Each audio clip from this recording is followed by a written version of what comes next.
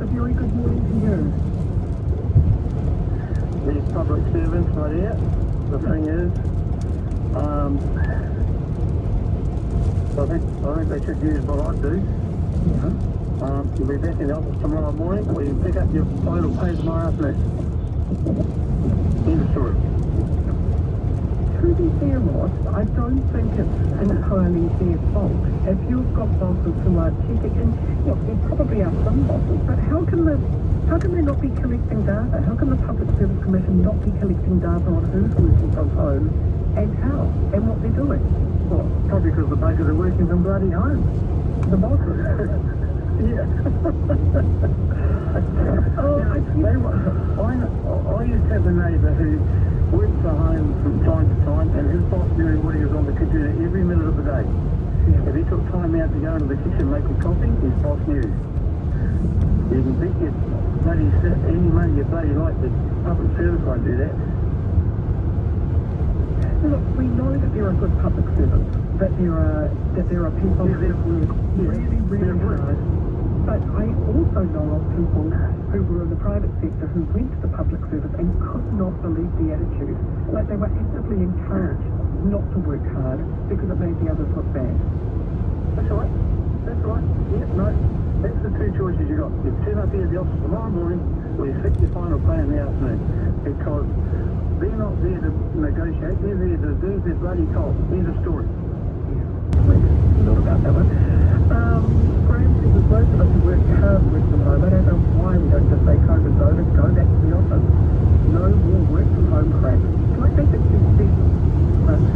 No, I know what you mean, but there are some people who do work really well from home and who can work really well from home, and they have the productivity to prove it. And there are some people who just don't like chatting. I find that incredible, but apparently those people exist. And for them, staying at home, working hard, talking to the people they want to talk to, not just having to talk to work colleagues, that works really well for them and really well for their boss. But it should be an arrangement between the boss and yourself. And the bosses should know who's working from home. That's the thing that I'm still reeling about that line of press release. Public Service Commission has no idea. And that, I think, is the biggest surprise. News from CB, 0800 Hello there, it's Brian Scott here of Brian Scott Motors, Scott Garage and Auto Special. Well, for over 31 years, Brian Scott Motors has been in your community. If you're looking for a good car, pop in and see my sales manager, Peter Monson. If you're wanting to get your car worked on, pop in and see Chris Roach in my workshop. And if you're wanting your car groomed, pop up and see Vaughan Ross in the grooming bay. Brian Scott Motors has high quality cars, all sold, registered, warranted, service, and with my personal guarantee. Get in and see the team at Brian Scott Motors. We'll see you here.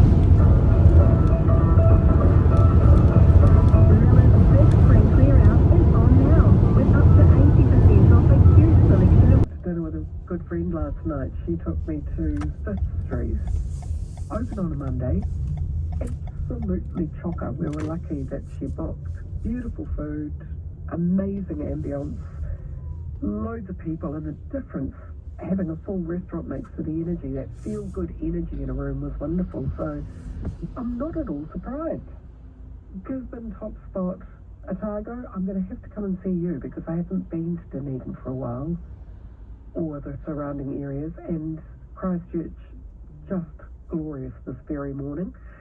So, fabulous 24 hours here. That is not what we're going to talk about. There's bad news. The unemployment rate rose to a 3-year high of 4.6 in Q2. ASB expects us to move above 5% by the end of the year. Construction remains soft. Household spending is weak, unless you're in Christchurch. However, we're seeing some positive signs in the housing market, with house sales increasing by 6.8%. Prices rising by 2.2%. We can expect it to pick up with a bit more speed in 2025.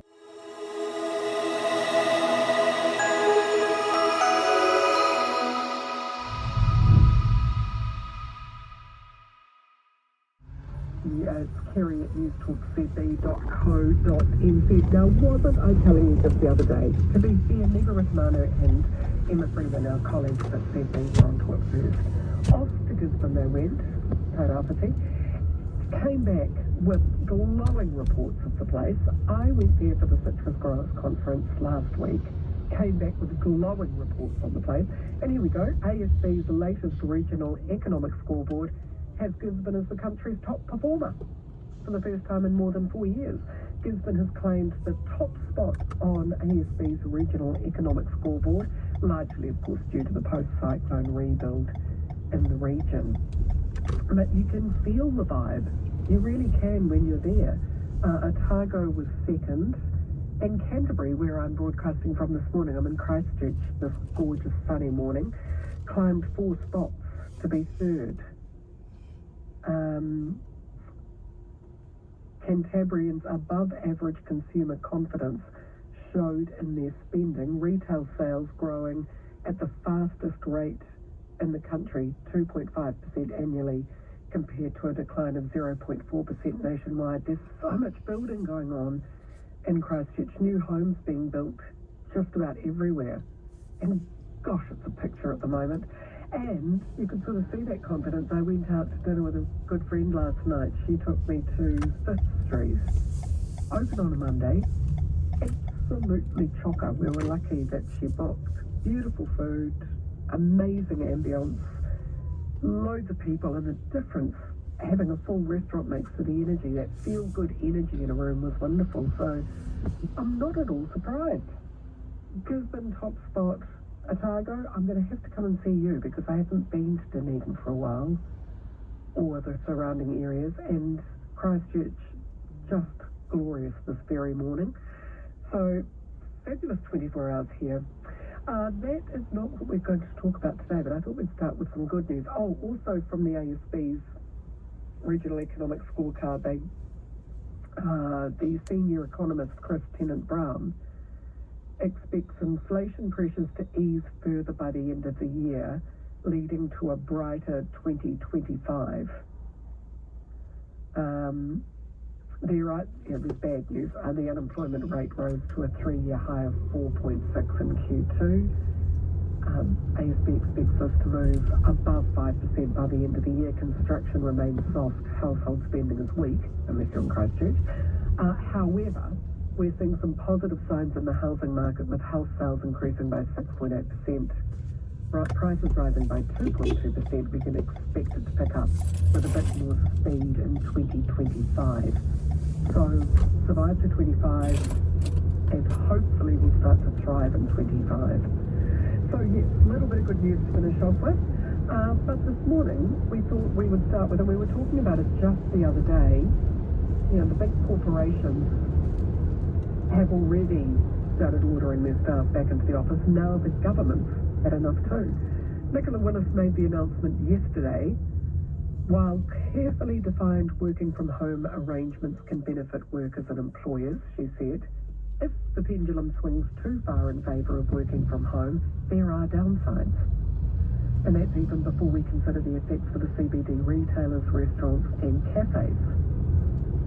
She said there are good reasons why employees have traditionally been physically brought together for work. It allows for face-to-face conversation, the sharing of skills and experience, and relationship building. It supports younger and newer employees to observe, learn from, and form connections with their more experienced colleagues. She said many good employers have been taking active steps to ensure their working from home policies are fit for purpose. Nicola Willis said it's time the government did the same, damn straight.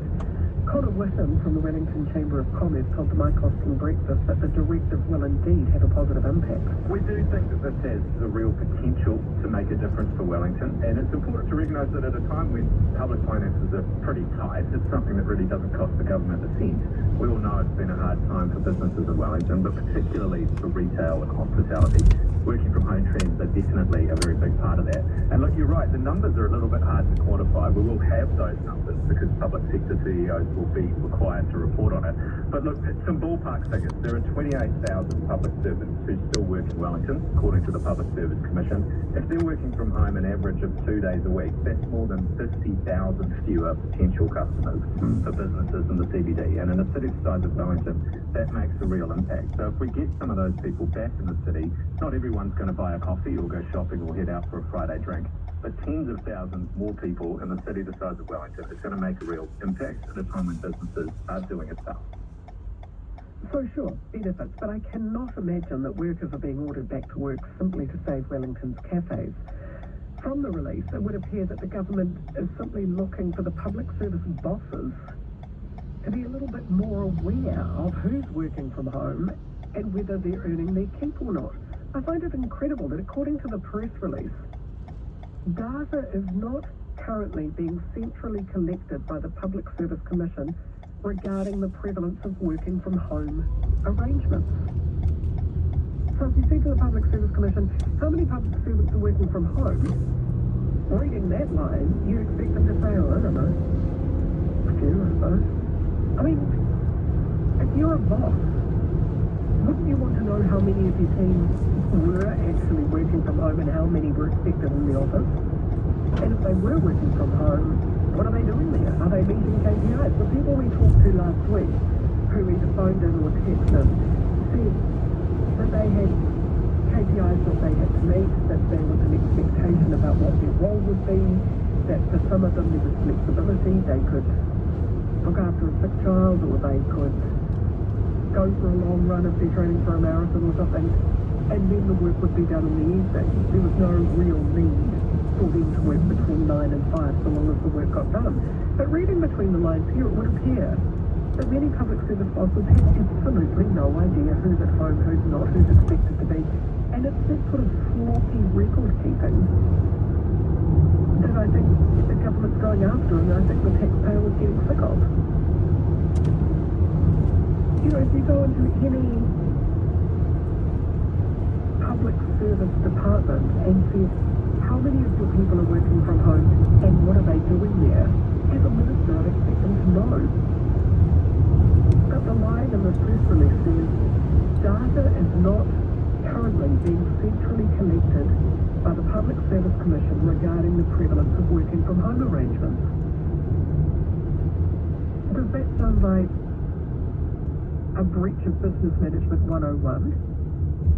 Now, the bosses that we talked to as well last week said it can work. They were quite happy to have staff working from home. There were clear expectations of what they would do.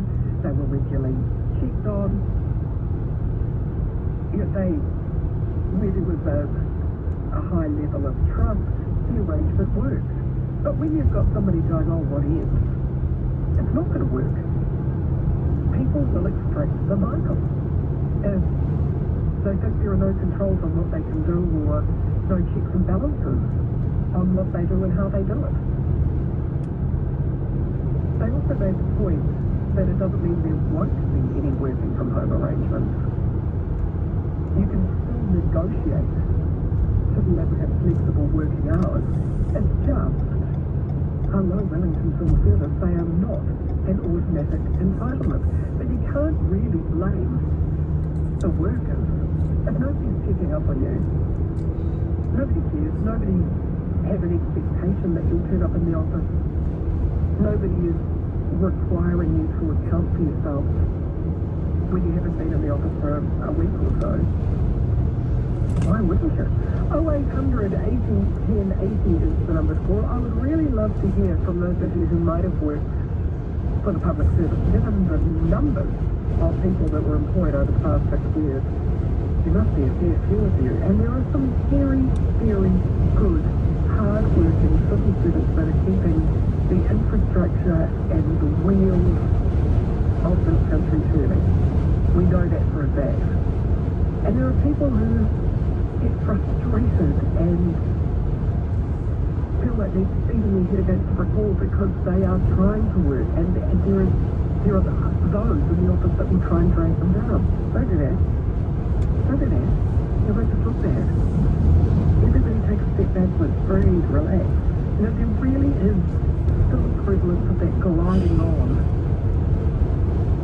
mentality within some government departments. There are brilliant, good, hard-working public servants, but there's also large numbers within the civil service who are taking the piss. And the flexible working from home arrangement, when no bosses are checking up, allows them to do so. 0800 80 10 80 is the number to call. News Talk CC, it is 980. TribeTech specialise in recruiting IT jobs and IT contractors. From delivery transformation to software engineers, TribeTech are your go-to IT recruiter. TribeGroup.com. Yep, one call to Scenic Services Dunedin is all it takes. If you're in need of a qualified, experienced carpenter, from alterations and extensions to easing doors and changing locks, Scenic Services carpenters do the lot. Don't ring all over town, make one call to Phoenix Services. Visit phoenixdunedin.co.nz.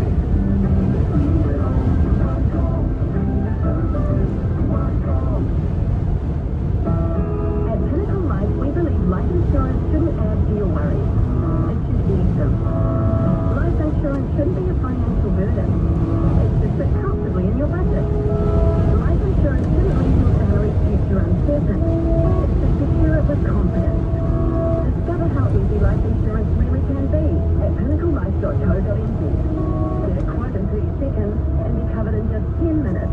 pinnaclelife.co.nz. Calling all forest owners and growers. The Forest Growers Levy provides crucial support for New Zealand's forest growing sector through investments into research, biosecurity, advocacy, promotion and more. Every 6 years, you decide its future. From October 1st to 31st, eligible growers have the opportunity to shape forestry's direction in New Zealand by voting on renewal of the levy. Learn more about the upcoming vote at forestforest.org.nz. Your voice matters in growing our forest future. Don't miss the chance to influence the industry path. Dunedin City Motors. Come and experience the all-new electric Ford Mach-E. It simply is the best all-rounder. An American electric with a superb range of up to 550 kilometres. Brilliant build quality, superior ride and comfort, backed by a great deal of support. Price from just $55,000. Flexible finance options available, TC fees and lending criteria apply. Explore the Mach-E at cford.co.nz. Sea legs. They look like land legs, but if you're out on the ocean, you need a good set of them. I guess that's why fishing isn't for everyone. But with the roadworks finished outside our stores, it's easy to get your fresh catch now, meaning you don't have to get your land legs wet to enjoy the freshest local wild-caught fish. Visit us on the corner of St Andrew and Great King Street, which is the harbourfish.co.nz.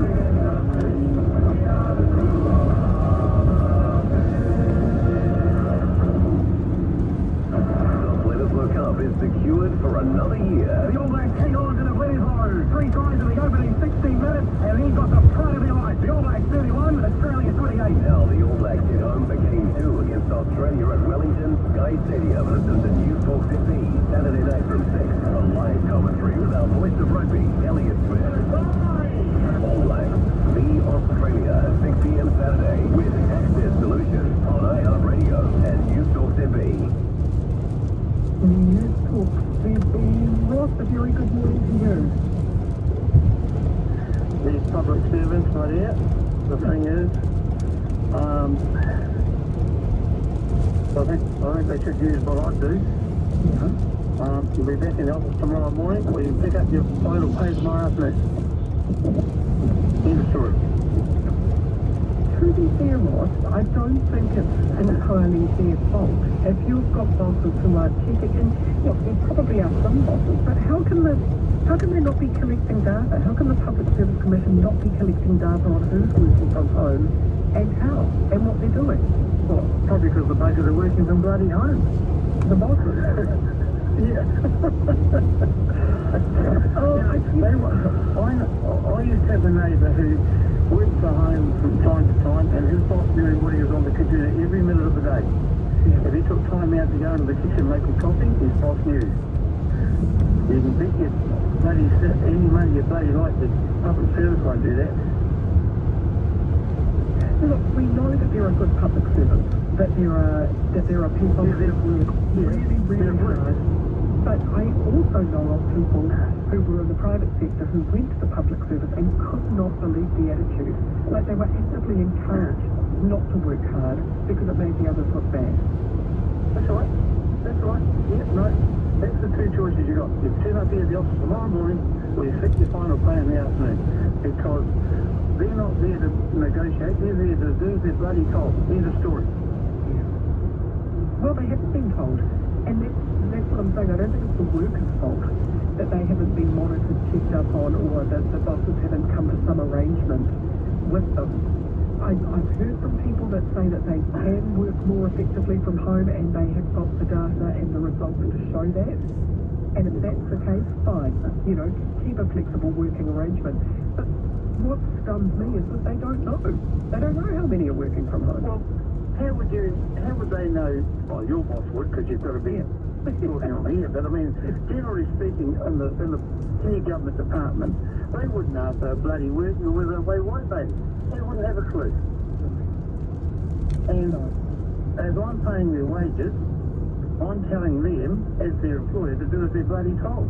And the government should just say, right, here it is, get back to work tomorrow, or you're finished. End of story. Getting into the clowns. All right. Thank you very much, Rob. Good to hear you. And very much love to hear yours. 0800 80 10 80 is the number to call. Kerry, I met 3 young ACC workers in Fiji at the beach bar on their laptops. They told us they were working from home. Been there 2 weeks. Oh, yeah. Okay.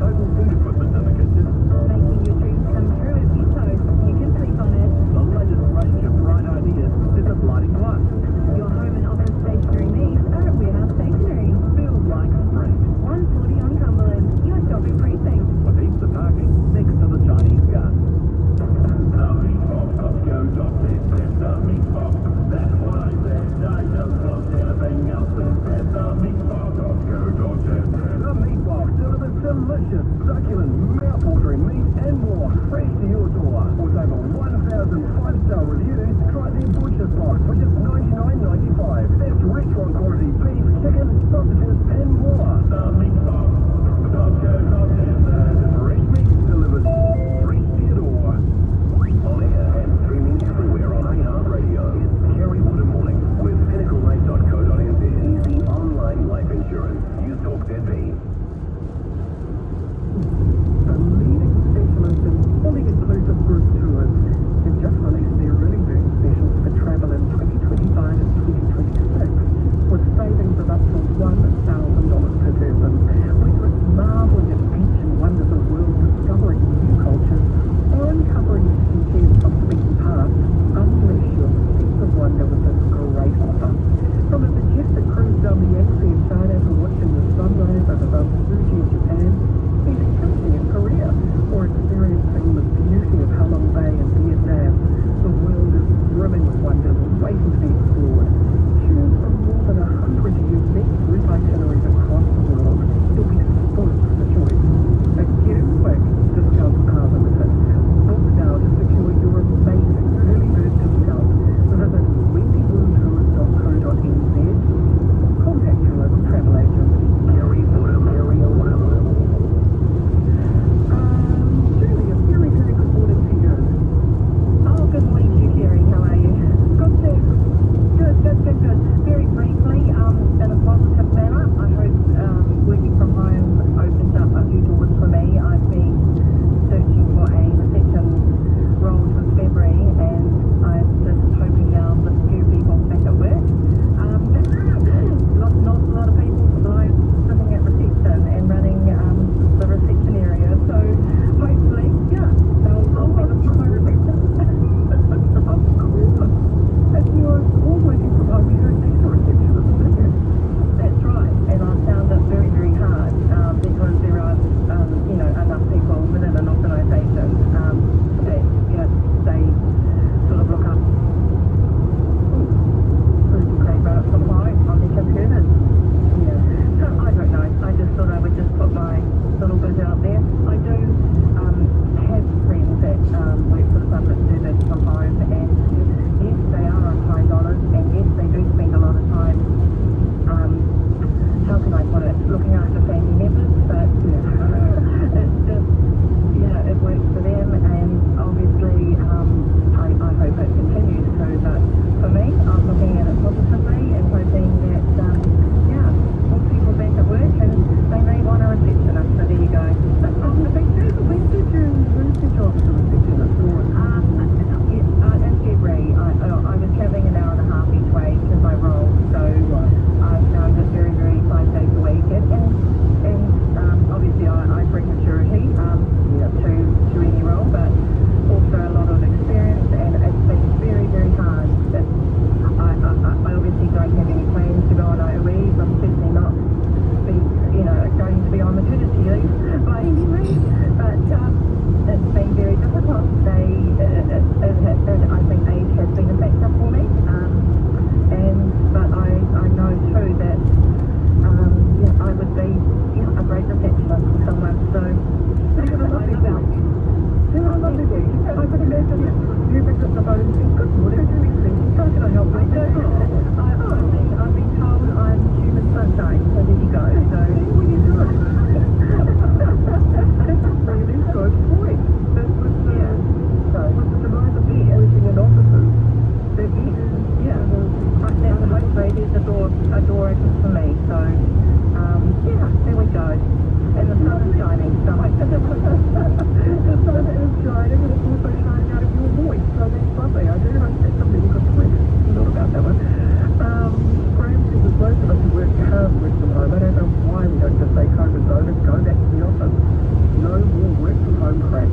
I think it's decent. No, I know what you mean, but there are some people who do work really well from home and who can work really well from home. And they have the productivity to prove it. And there are some people who just don't like chatting. I find that incredible, but apparently those people exist.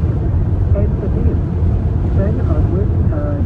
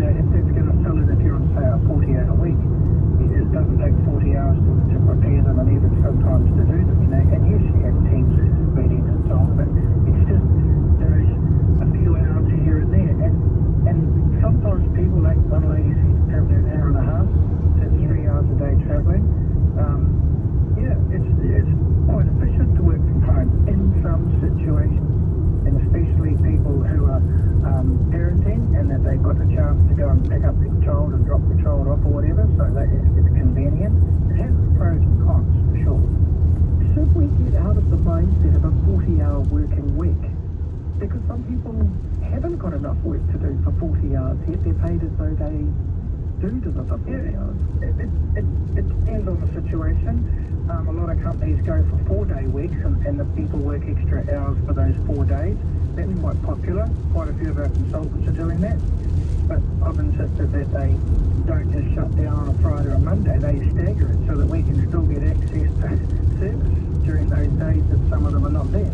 You can work around it. When it comes to the Ministry of Education, that was one of the ones that I had the biggest hires with the most people over the last 5 years. Were all of those jobs justified? Look, there's people in every organisation.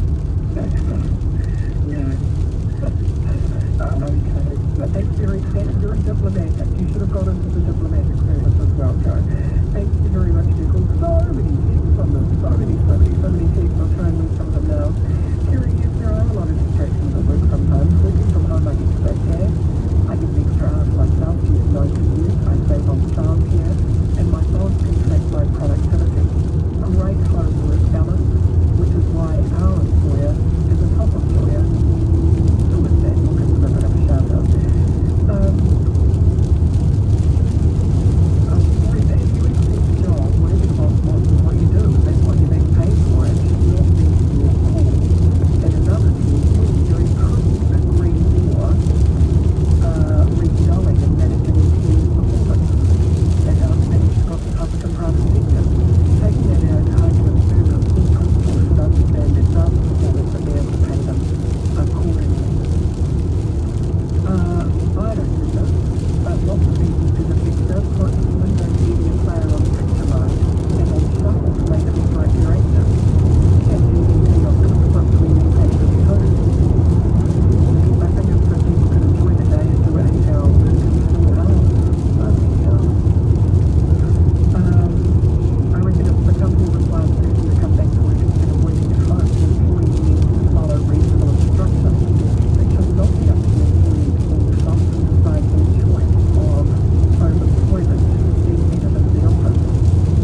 If employees can't handle speaking to each other or to their colleagues and their customers, then they're not going to be much use. Hello, good morning. Yes, it is me.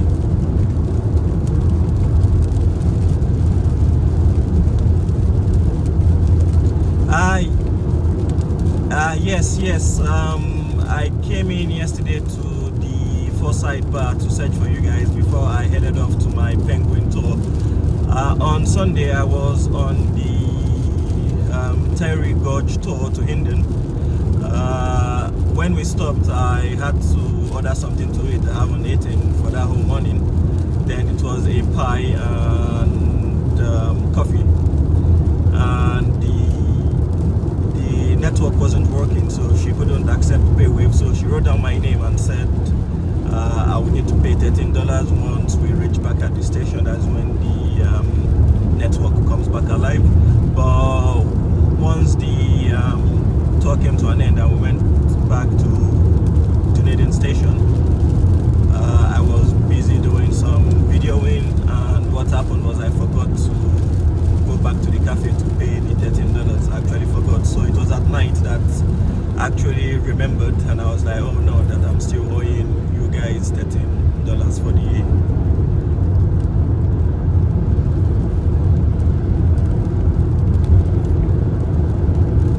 well, I can always pay it via any link, strip link or something.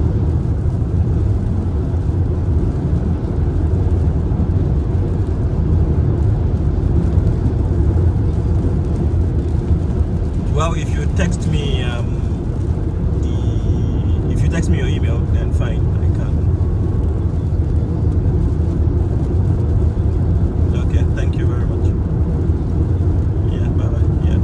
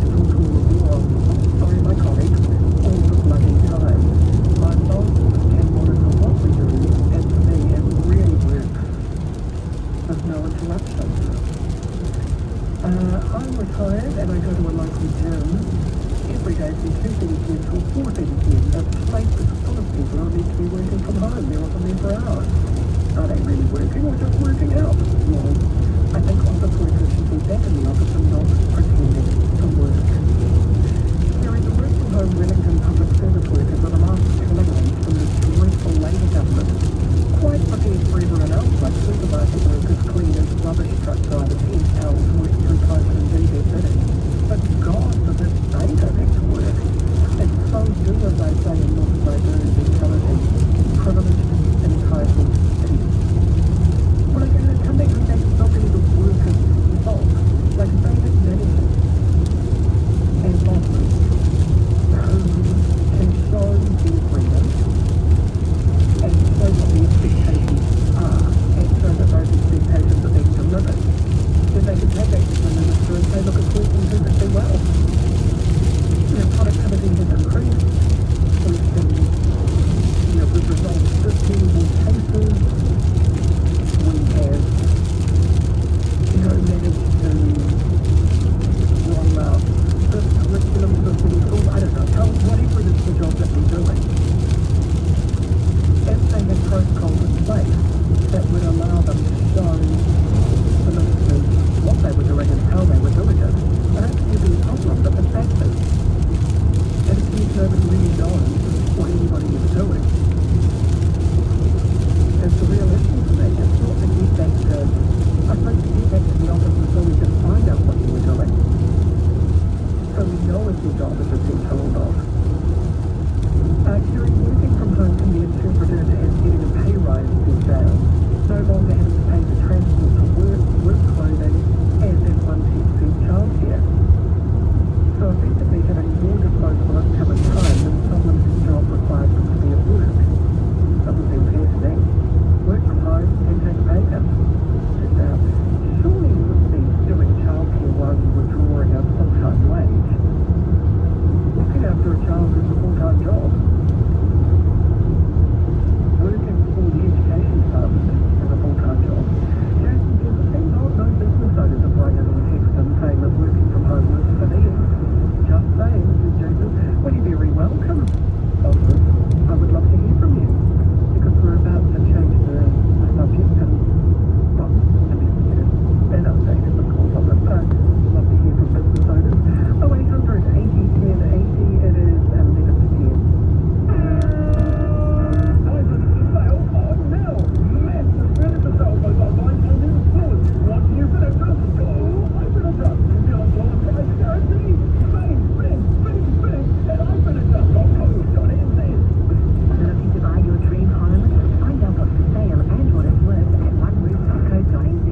You'll find thousands of listings, accurate estimates, and all the latest real estate news. One Roof Properties. Make your search simple. oneroof.co.nz. Try the hearing seal AI-powered hearing device. Turn the volume down on background noise and clarify the sounds that matter with speech enhancement. Wherever you are, keep up with the score, stay part of the story, and be in on the joke with world-class devices and market-leading connectivity. Far beyond existing hearing tech. Hear more with Triton Hearing. Give it a go. Call 0800 45 45 42. It's easy to spot the people who work for Viridian Glass. They're the ones you'll find looking at a bathroom mirror. Not to admire the way they look, but to admire the mirror itself. Fact is, at Viridian, we love glass, and it shows in everything we do. From making a bespoke mirror for your bathroom to creating a show-stopping splashback for your kitchen. And because our glass is made here in New Zealand, you won't have to wait. Take a look today. Visit viridianglass.co.nz.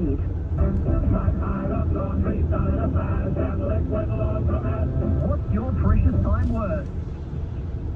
If you washed and dried 3 loads of washing at home, it could take at least 3 hours from start to finish. No thanks. At Liquid Laundromat, their super fast commercial washers and dryers would have 3 loads of washing done in under an hour, saving you time, electricity and money. Visit their website to find your nearest location. Liquid Laundromat, open 7 days, convenience hours. After donating over $121,000 to community causes across rural New Zealand last year, Cash for Communities is back. Purchase qualifying ag chem and balanced agri-nutrients fertilizer from PGG Ricin, and not only will this help your crops and pasture perform, but it's also a chance to support a charity close to your heart. Learn more about the Cash for Communities program from your PGG Ricin rep or the team at your nearest store. Donations limited, first and first served, terms and conditions apply. Robin, good morning to you. How are you, Kerry? Good. Oh, look, I've got two things for you on this meeting to home. There's only certain jobs that really are suitable for such. Yeah. And to top it off, you've built a damn good case well with the senior management and so forth, and government should be fired. They don't know what they're doing, they can't control their staff. What's their money? It's pretty clear and simple, don't you think? Well, this was like in the press release that came out, it was about the 8th or 9th paragraph down, and it was like, are you freaking kidding me? I know that throughout the past few years we've been hearing from public service workers going, I have no idea what I'm doing, I don't know why I'm here, I can't deliver something when I have no clear idea what the objective is, you know, and they've sort of been the canaries down the coal mine saying all is not well here.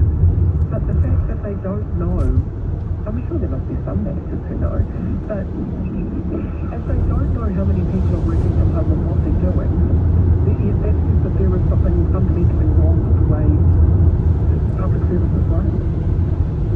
It is run by bureaucrats who are fraudulently taking money and paying staff not to work. And it's taxpayers' money, it's not their money, then why do they care? So they should all be on the chopping block and have their termination letters vested on it for earnest convenience. It's quite simple. You would not get away with that in the private sector. No, it'd be really interesting to hear from the bosses who do have flexible working from home arrangements and hear if it works for them. I'm sure we did last time we talked about this. I'm sure I had a couple of employers who said, yeah,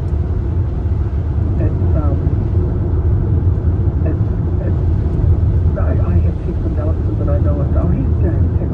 I have 4 staff that work from home. They have to meet a certain quota of calls and data entered. This is exactly the same as internal staff, and they have the choice to come into the office also. Says James. Interesting. I wonder how the financial benefits of the employer is. There's office space, electricity, computers, and other benefits, probably, says Scott. Anyway, we may well continue this after the news at 10. We're also going to have a look at, is Dr. Google just as good as Healthline? When it comes to, you don't want to go to sit for 8 hours in an after-hours clinic, but something's been wrong. So what do you do? How do you work out whether something's serious or not? We'll have a look at that too after 10 o'clock. Taking us through to the news at 10. I'm looking now, sorry. Not working from home, but working from another office. When's Barney? Somebody else's is an upbeat guitar-driven track. It'll feature on a new album, Bouquet, which will hear in November. Have a listen to somebody else's, see what you think.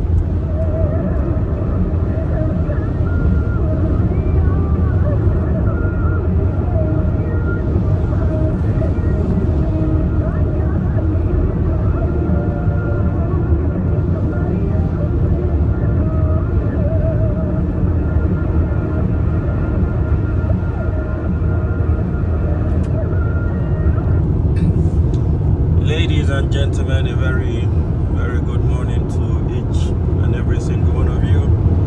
Yes, we are 49 minutes into this particular drive from Dunedin heading towards Anau. Oh, sorry about that. Yeah, we are heading to Anau. Initially, I wasn't really thinking of recording this drive to Anau, but I said let me do it anyways. It is another opportunity for content so that you guys will see the other side of the drive. Last time you guys saw the other side, the opposite side. This time around you guys will be seeing another opposite side of the drive. So yeah, it was same road I took from Queenstown to Dunedin, if you guys remember, via Kingston. This time around it will be the same, going through Balclutha, going to Go, and then making my way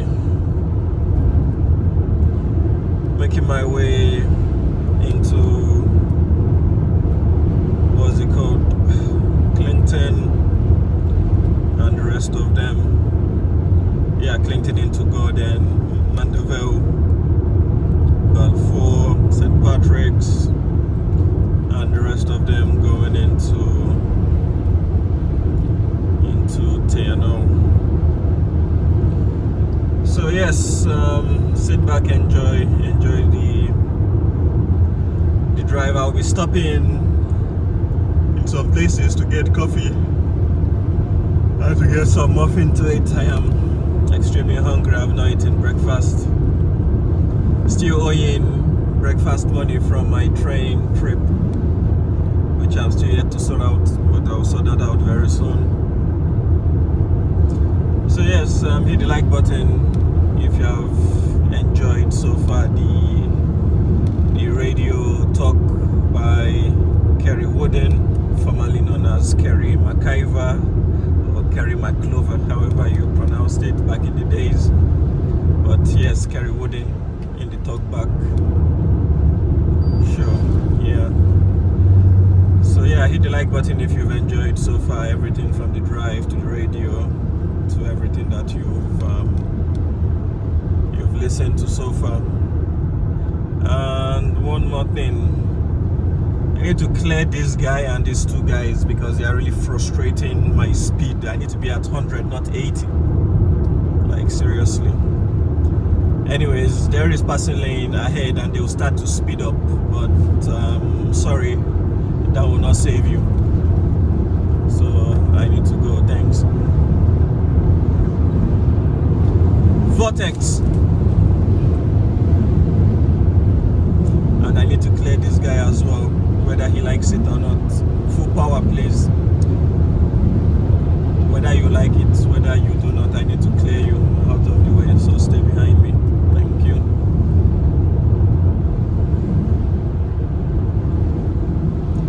Alright, let me get the radio back on.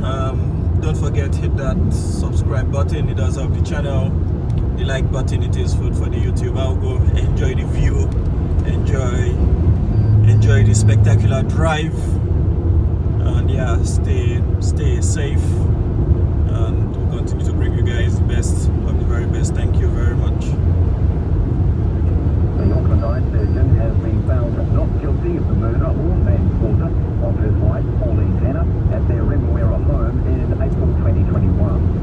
Speaking outside court, Honkinghorn said the outcome is a huge turning point and they can now breathe and let his wife rest in peace. Speaking outside his sister's home, Honkinghorn says he has nothing further to add. Nothing to say? No. Hannah's friend, Desmond Rhiannon, who testified as a Crown witness, says she's disappointed about the outcome. She's an amazing lady. Police have charged a 52-year-old man with murder after a woman was found dead at an address in Rotorua's Utuhina yesterday. He'll appear in the Rotorua District Court today. Two people remain in a critical condition in hospital after being injured in Western Heights in what police believe is a linked incident. Scene examinations at both sites are continuing. Students are being escorted off the grounds of Dunedin's Bayfield High School while police investigate a threatening email sent to the school. Cordons are in place and a large armed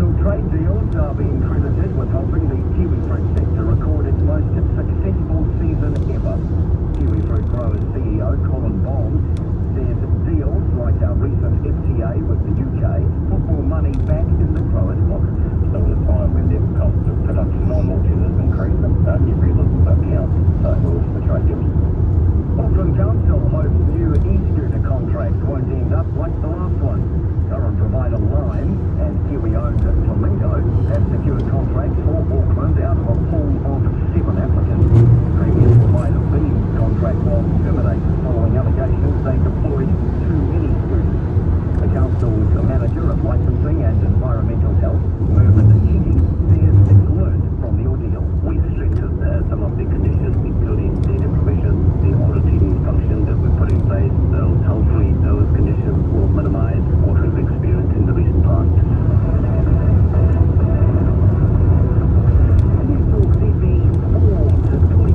Medial collateral ligament damage to his left knee means he'll miss Saturday's All Blacks Wallabies test in Wellington. The vice captain will be reassessed before the Northern tour. Ruben Love is also confirmed as unavailable. National rugby coverage with Access Solutions elevating usual business to a higher level. The cohorts of football ferns went to the national body with concerns about allegations that outgoing coach Kirsten Tova behaved inappropriately towards a player.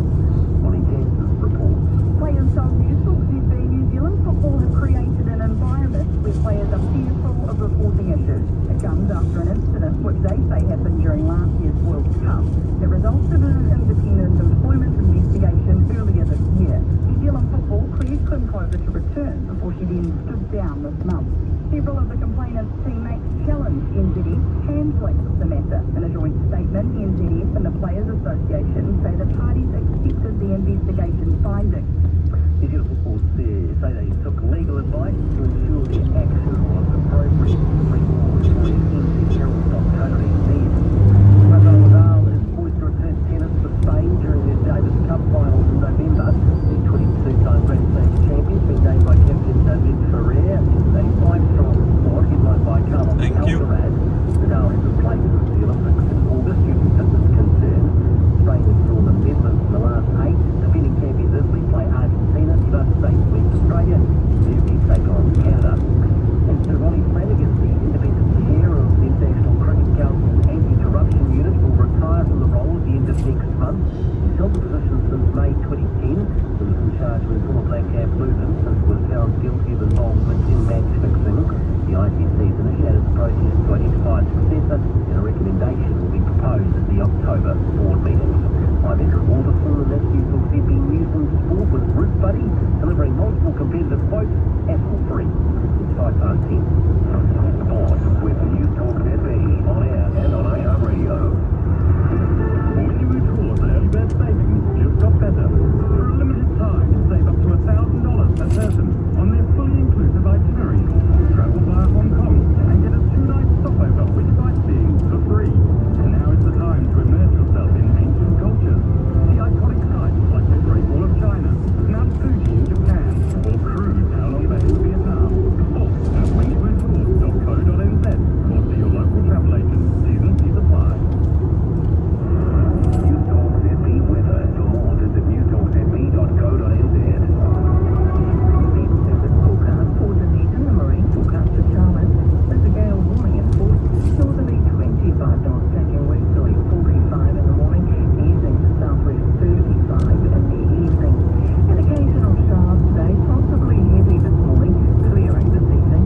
Northerlies turning strong westerly before dawn, with gale force gusting 80 km per hour until this evening.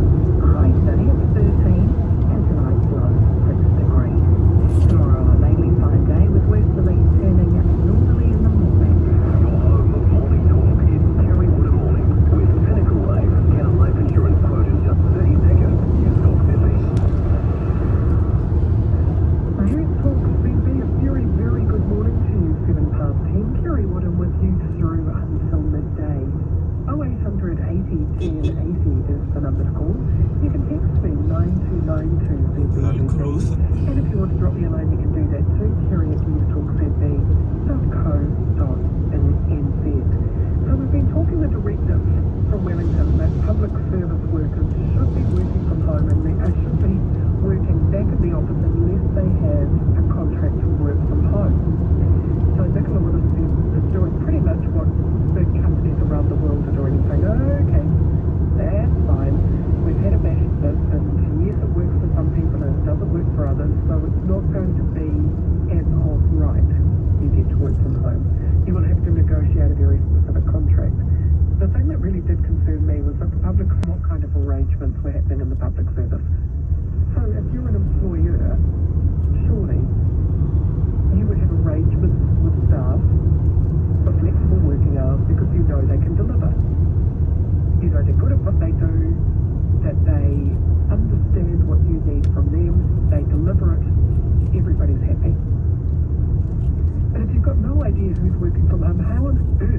that they're actually contributing, that they're earning the pot of gold that goes into their bank accounts every fortnight or every month.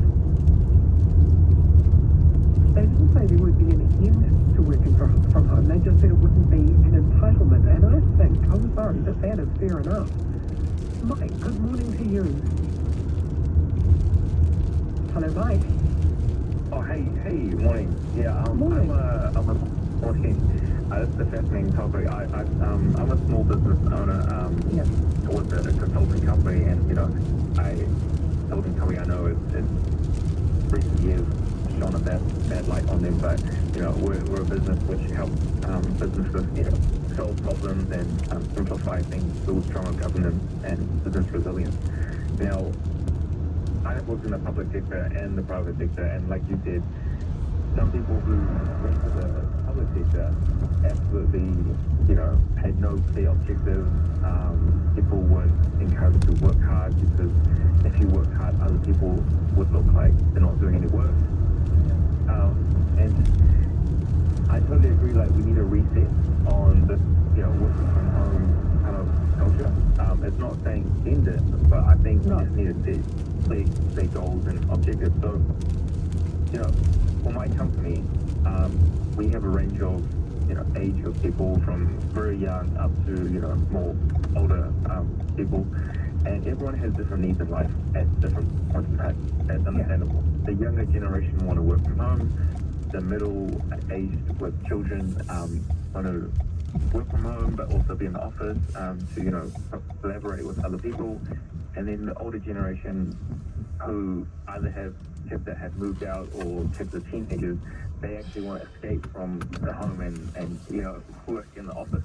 So for us, we used to have an office in Auckland and Wellington, but we decided to end the leases, and we invested the money that we saved from the leases and the utilities back in our staff. So, laptops, work phones, coffee and food vouchers, because that's what most companies have in the I'll office. be back. So To produce this, you seem to be falling behind. Is there something I can help you with?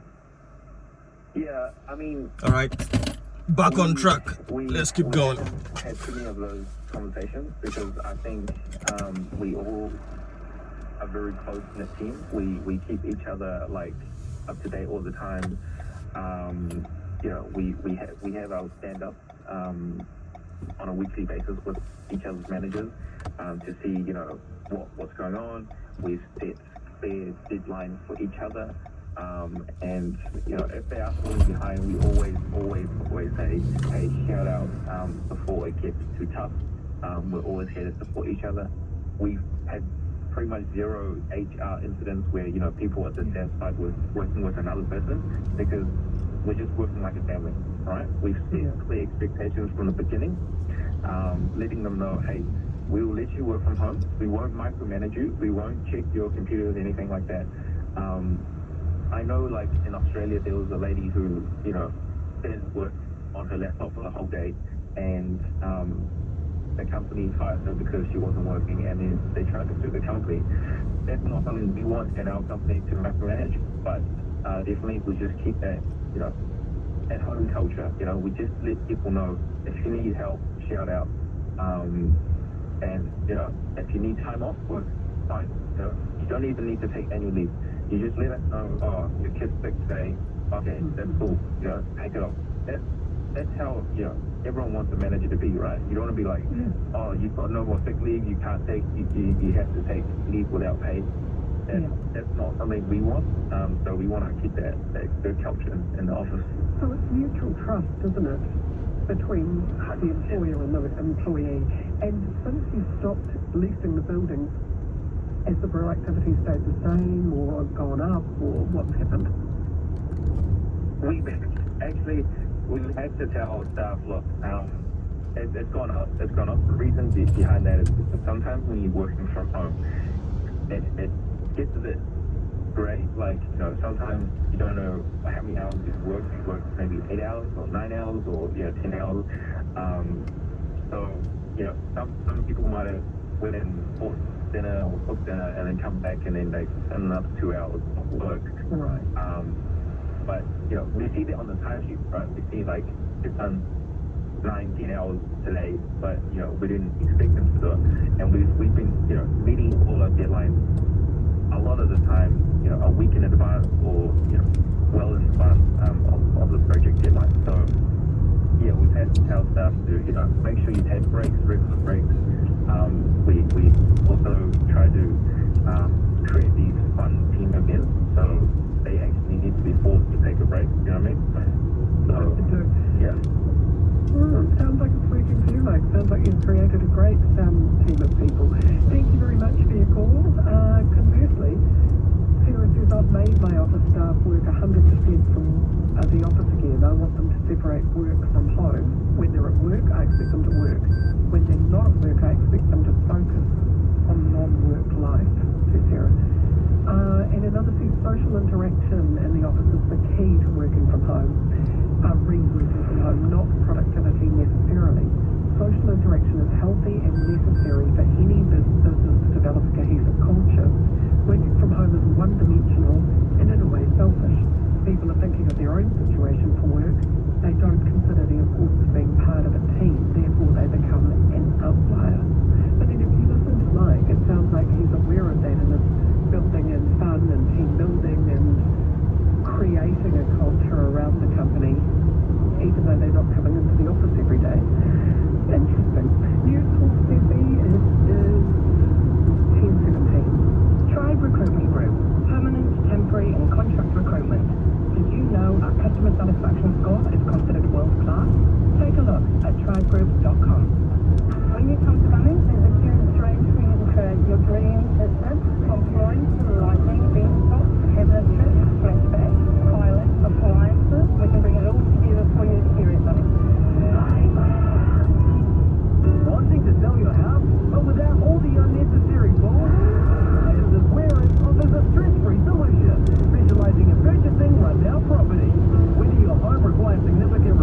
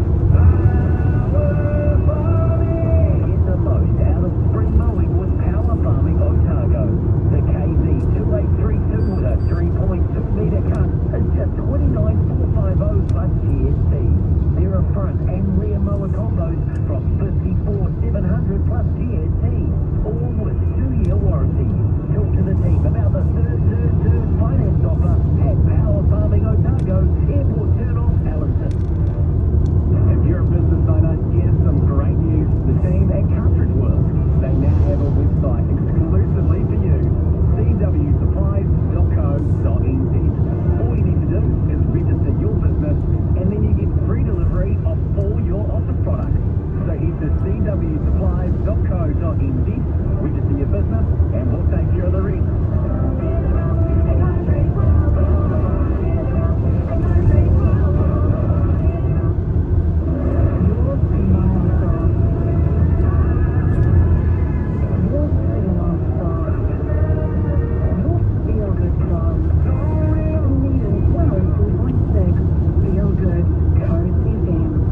Lubricants continue to be the oil of choice for automotive workshops who demand premium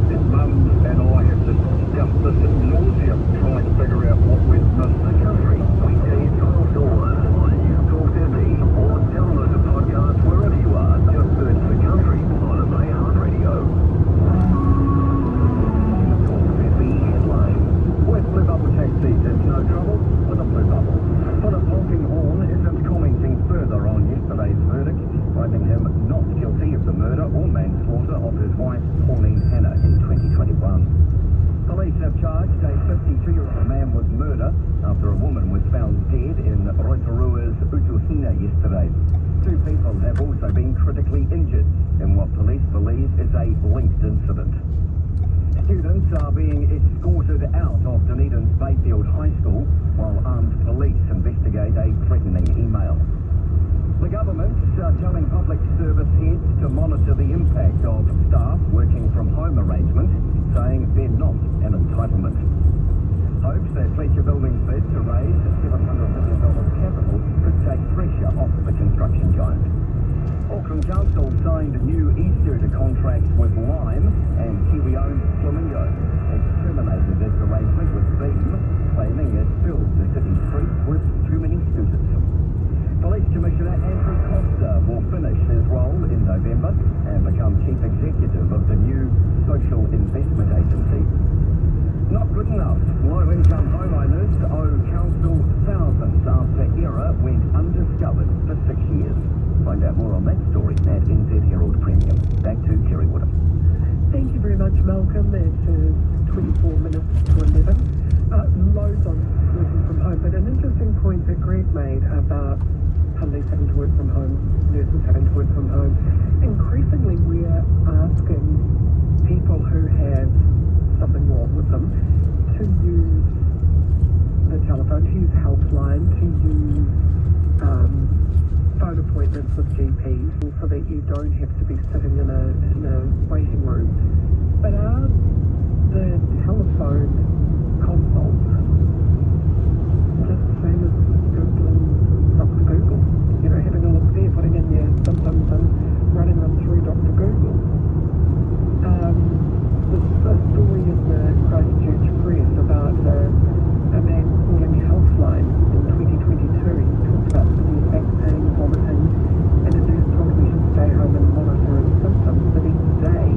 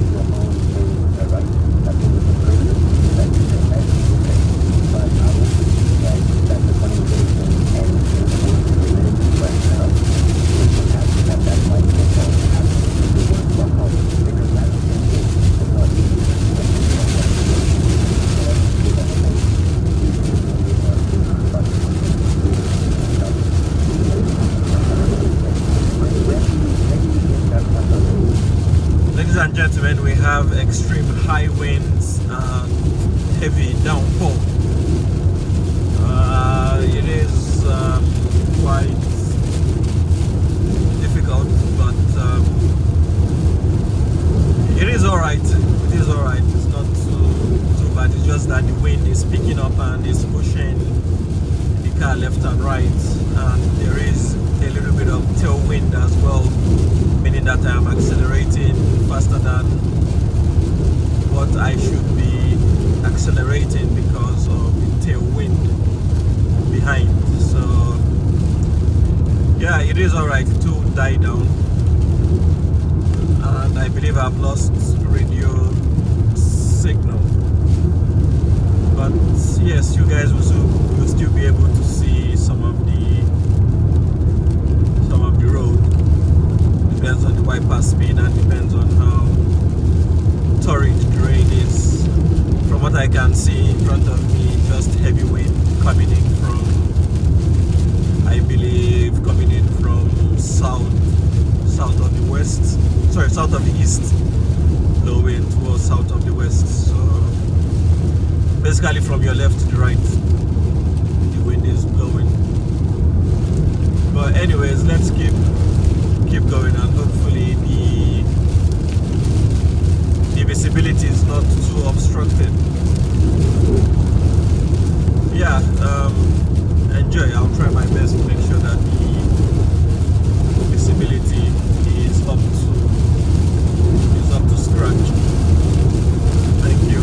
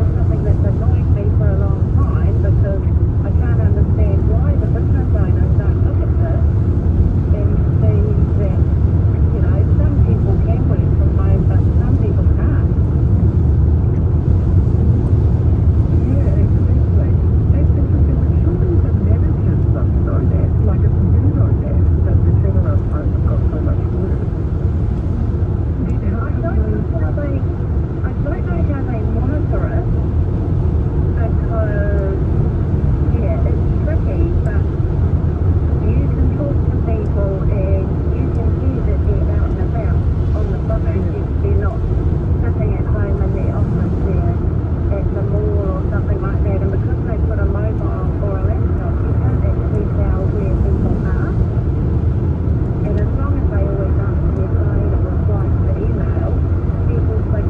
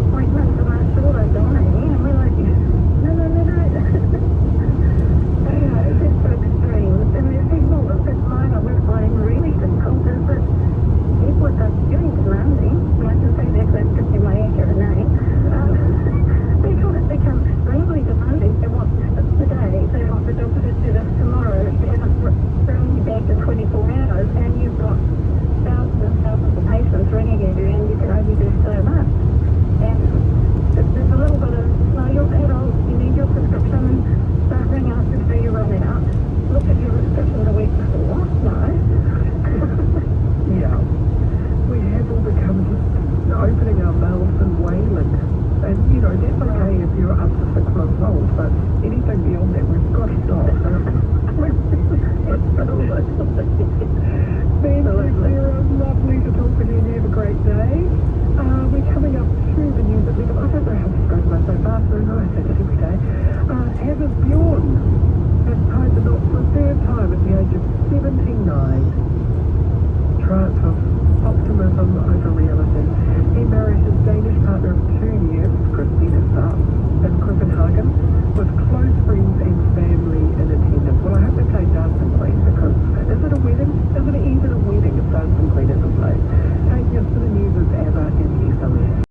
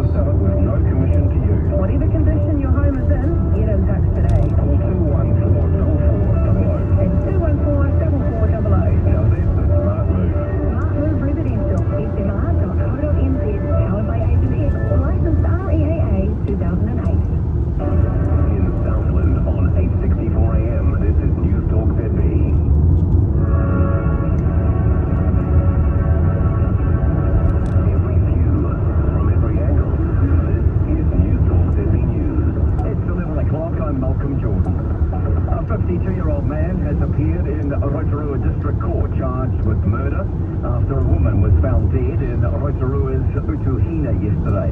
Police believe the event has links to two other people being found critically injured in Western Heights.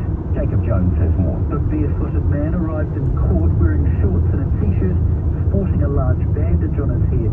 He's been granted name suppression and has been remanded in custody.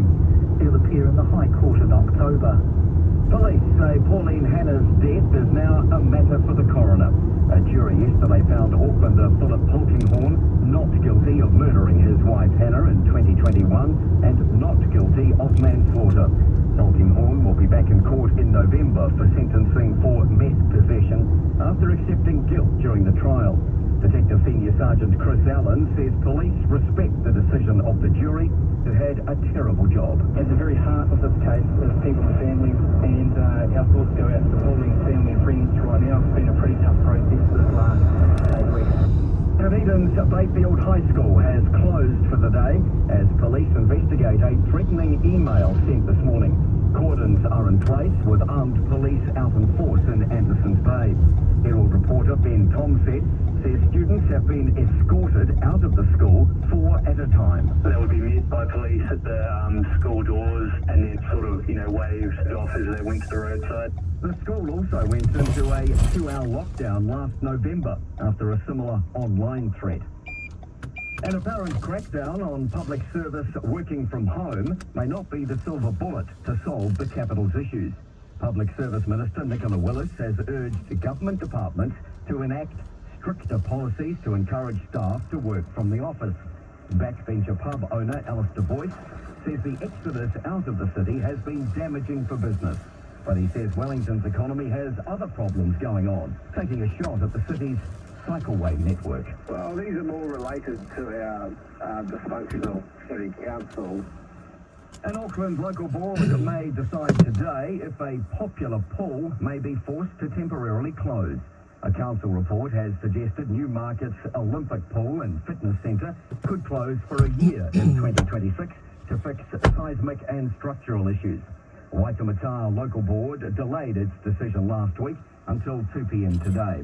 Pool regular Ross Walker has told the board a temporary closure would spell the end of the facility in its current form. With 5 other gyms in the area, All right, ladies and gentlemen, thank you very much. Let me get this car filled up. I am probably a little bit below half the fuel tank. So let me fill it up heading to Anau, and tomorrow Anau back to Queenstown to get my flight back to Auckland. So that means I'll be doing one last fill up in Queenstown just to top up the petrol before heading back to the car rental to give them back their car. So I need it filled up in Queenstown.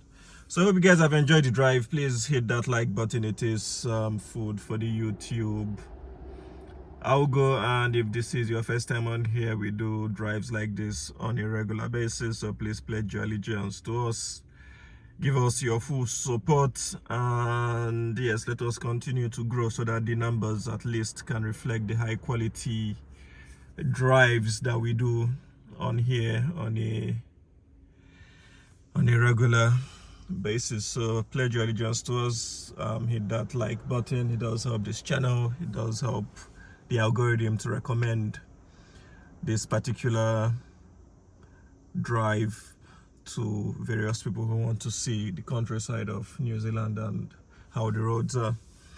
And with that, let me fill up the car, let me go get some food as well, and I'll see you guys on the road heading to Anau for my cruise and also the scenic walk, not inside the fjords but somewhere around that lake Anau. It will be a good experience, yeah, and I'm looking forward to it. Thank you very much. Safe drives, everyone.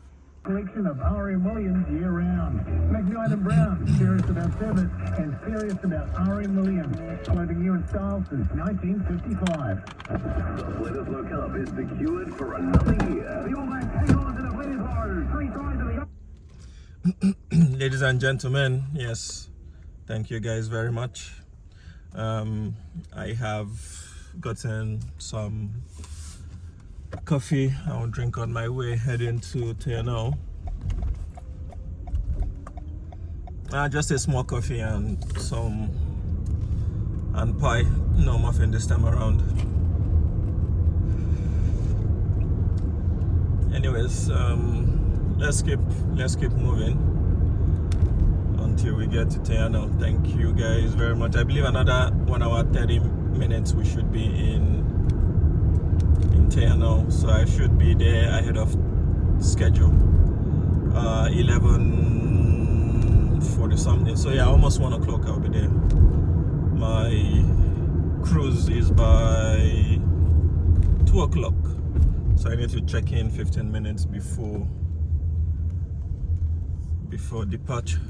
Anyways, let me put the radio back on and let's continue going. Thank you guys very much. I'm going to the game on Saturday in Wellington. If the Wallabies win, I'll walk nude down Courtney, singing Waltzing Matilda. I now want them to win. That's how much positivity I have for Australian rugby, says John. Marvellous. Well, they looked like they could have. Be fair, they... Give me a moment, I need to check. I need to check something in this Woolworth. Still countdown though, for Woolworth. Let me check something and I'll be back.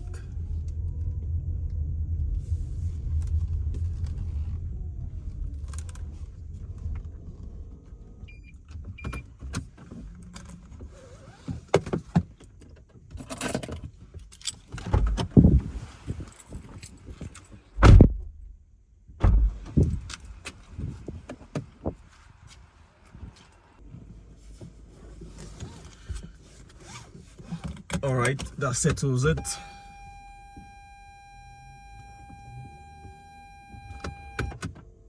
I haven't switched on the car. Oh God.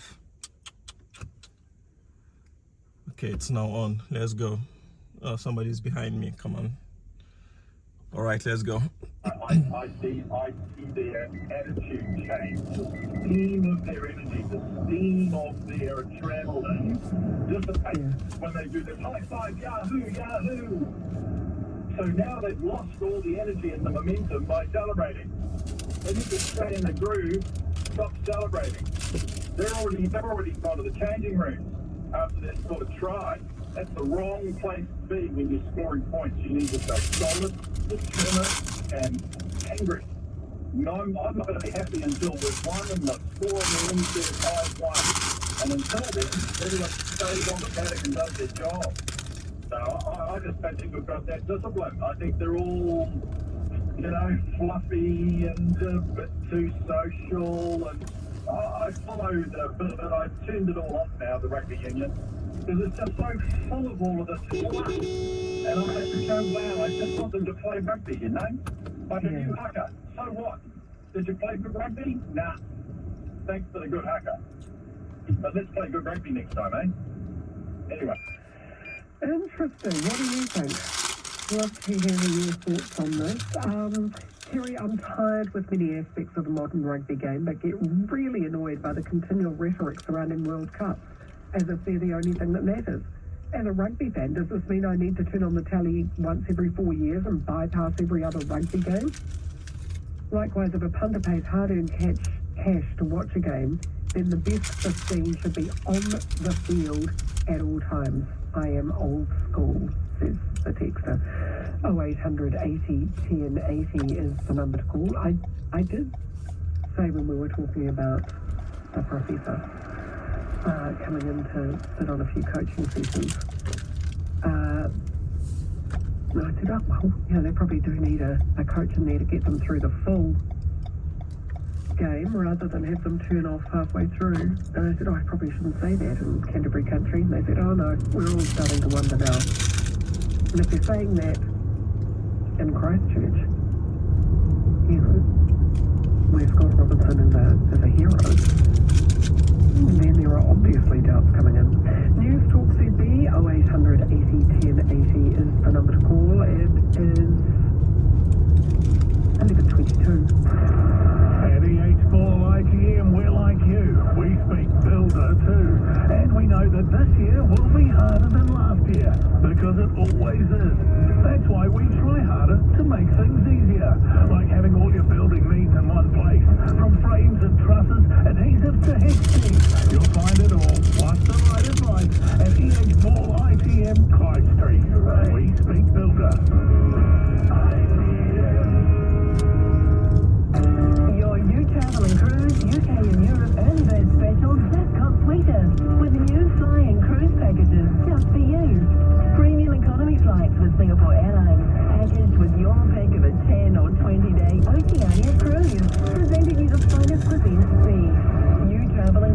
early bird ends 30th of September. Call 0800 New Travel or visit newtravel.co.nz today, because no one sees the world like you. Travel periods and conditions apply.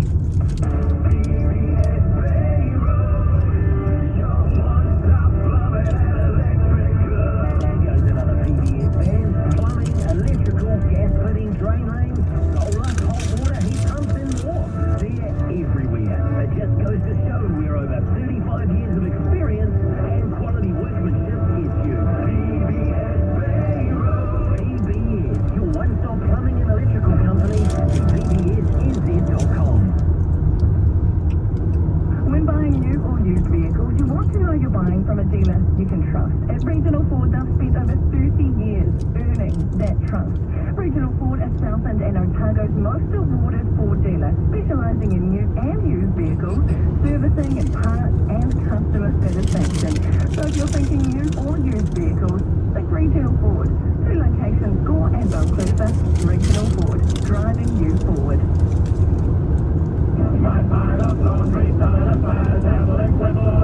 It's springtime at Liquid Laundromat. Hear the birds. Which makes it the perfect time to wash and dry your mink blankets, so you can have them packed away and ready for next winter. Wash 2 mink blankets from $8 in our super fast commercial washers within 25 minutes, saving you time and money. Visit our website to find your nearest location. Open 7 days, convenient hours. Happy washing and drying at Liquid Laundromat. Southland, 8:64 a.m. Gary Wood morning. Engaging conversation on News Talk TV. Kerry, finding it very difficult to disagree with that last caller. They do seem very interested in celebrating well before the game is remotely won. Yes, I agree with the man who rang about the backslapping. Sorry, there's so many texts coming in. With the backslapping when they get a try, All Blacks waste so much energy on the haka and other rubbish. Concentrate on the game, says Jess. That man is so right, says Jess. The ABs need to be okay to win. Shouldn't be a social celebrity performance. Look how great we are.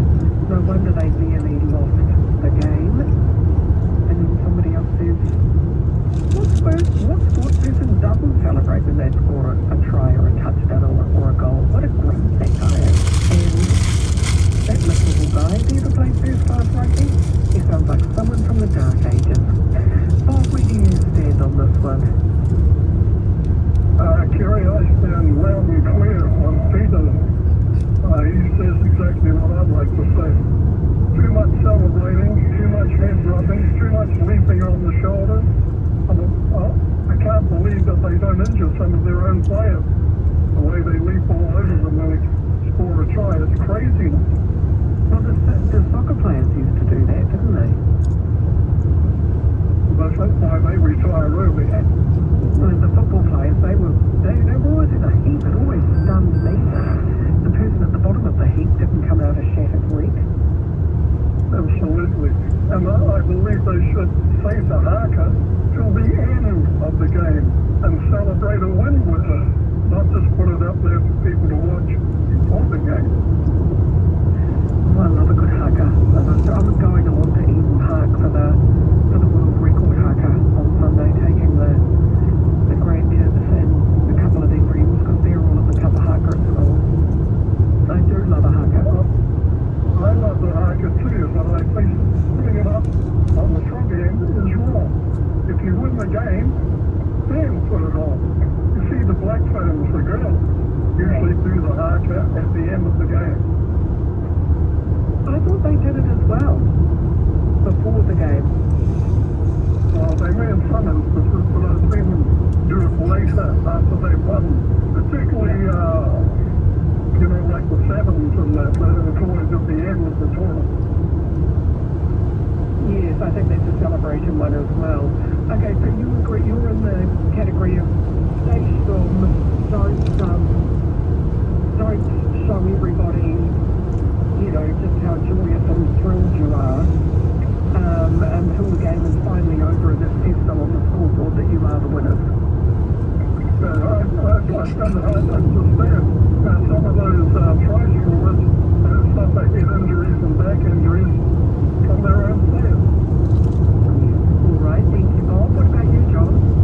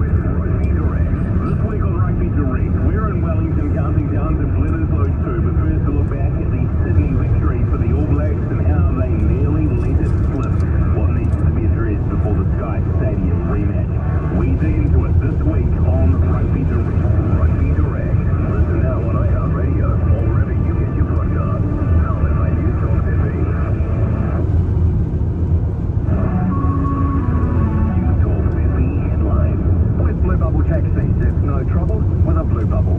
A 52-year-old man has appeared in the district court charged with murder over the death of a woman in Rotorua's Utuhina yesterday. The barefooted man arrived in court wearing shorts and a t-shirt, sporting a large bandage on his head. Dunedin's Mayfield High School has closed for the day after police escorted children off the grounds while they investigate a threatening email. Cordons are in place with armed police out in force. Police say Pauline Hannah's death is now a matter for the coroner after a jury yesterday ruled her husband, Philip Polkinghorn, not guilty of murder or manslaughter.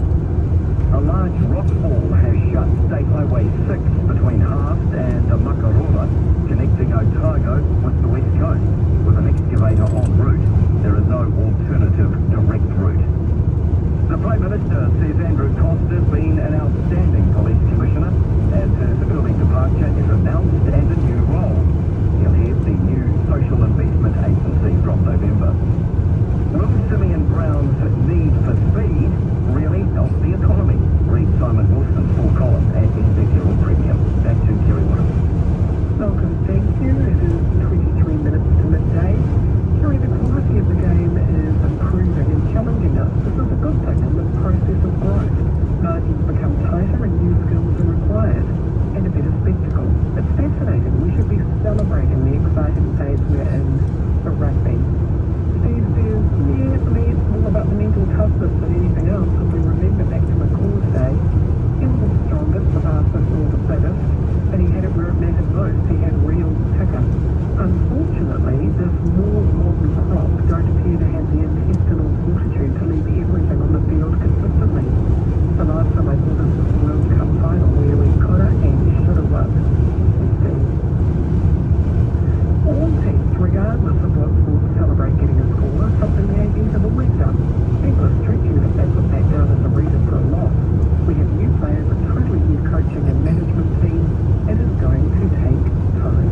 Hi, Leo. Hi, Kerry, how are you? Good, thank you. I actually thought it was a bit of a weird one for the callers to blame the celebration on the lack of good quality rugby. Forgetting that 10 years the All Blacks were dominating rugby and they were celebrating each and every point. I don't think celebrating a point is causing the losses at the moment.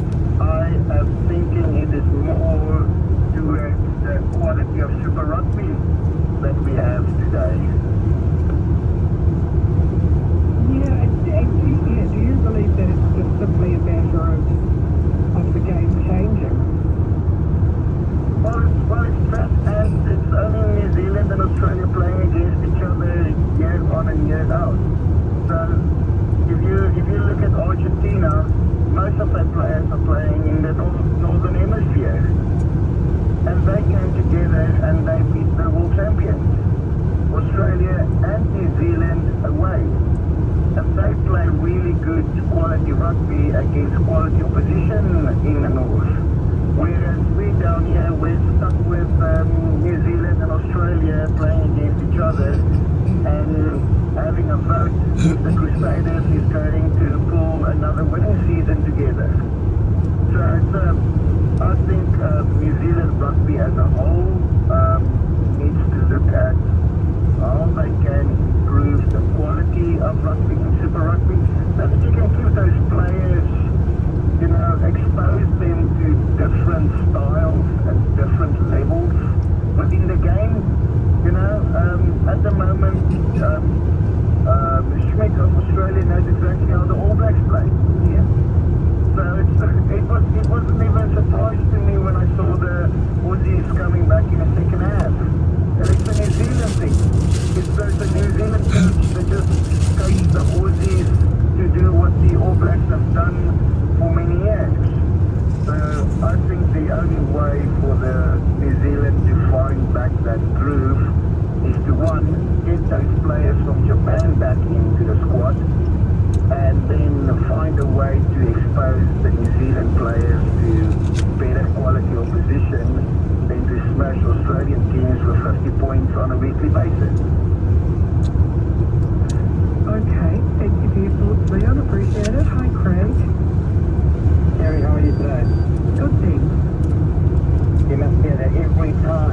get annoying with people. It's just a way for people to get into conversation. That's fine. Oh, good on you.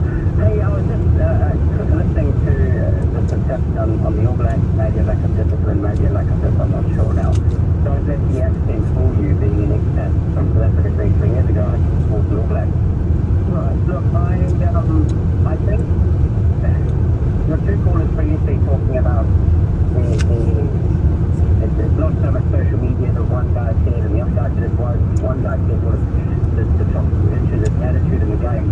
I think both of them, firstly, I think are right. I think today the All Blacks team and a lot of professional sports team are too worried about personality and too worried about what the media says. That's just the way it is with the media, social media, right? The other guy's right, I think, in saying that it is about attitude. But I think that there is a lack of discipline when there are so many mistakes in the game that you mentioned, which we saw last weekend. And that comes down to the type of coaching. And personally, I think that a lack of discipline can cause mistakes and problems in a team when they're playing the game. I also think that maybe our captain that we chose, Scott Robertson chose, Scott Garrett, I think it was, maybe he's a little bit too inexperienced, I don't know. But personally, I think that the coach should aspire the team, the All Blacks, to be better than every other greatest team of All Blacks history. And the players should be doing the same. The captain should be aspiring and firstly training himself to be a better captain than the likes of Umaga and the likes of McCall and the likes of Andy Dalton. I don't think they should so much be worrying about the other teams as much as worrying about their home team. They need to be the best All Blacks possible, and that does take discipline and the right mindset. And I don't know if you ever heard, but there was a great interview once with colonies. It was one of the World Cups, and they asked him to pick who would win, and he didn't pick the All Blacks, and he said, I couldn't find the quote, I was trying to find it, but he said something to the likes of, the All Blacks need to play rugby and not worry about their heels and underwear and Rexona. They need to play schoolboy rugby, disciplined rugby. It's not about personality, it's about playing the game and yes, to win, like the other guy said, celebrate at the end of the game. That's just my thoughts anyway. Nice to hear them. Thank you very much, Craig. We need to quell our expectations. We no longer have the talent or the depth of some other countries. I don't know, I think the talent's there. I really do. It's just how you put it together. Terry, I agree with previous callers. Hold the celebration till the end of the game. I watch a lot of top tennis on the telly. Those top athletes hold everything until the end. It's all focus, focus, focus. The opposition has no idea what's going on in their heads. That's their trump card, the top 2 inches. Oh, I've seen a few classic panties on the tennis court in my time from the winners. I know that can let the pressure out. I mean, they don't usually celebrate, they usually pack a sad. But I've certainly seen displays of emotion, shall we say. 0800 1810 18 News Talk ZB. It is 16 to 12.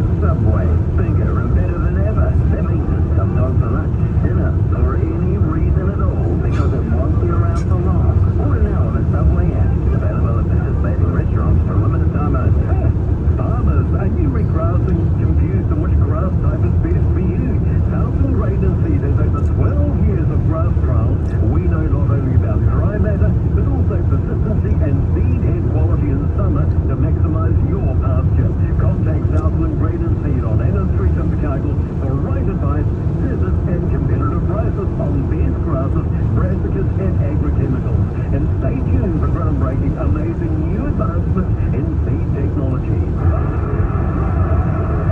For the latest from the NBC, you'll find it on News Talk TV, with news updates thanks to Gallagher Insurance, proudly helping grow our national sport at a local level. Follow the provincial rugby rivalries from the far north to the deep south and everywhere in between.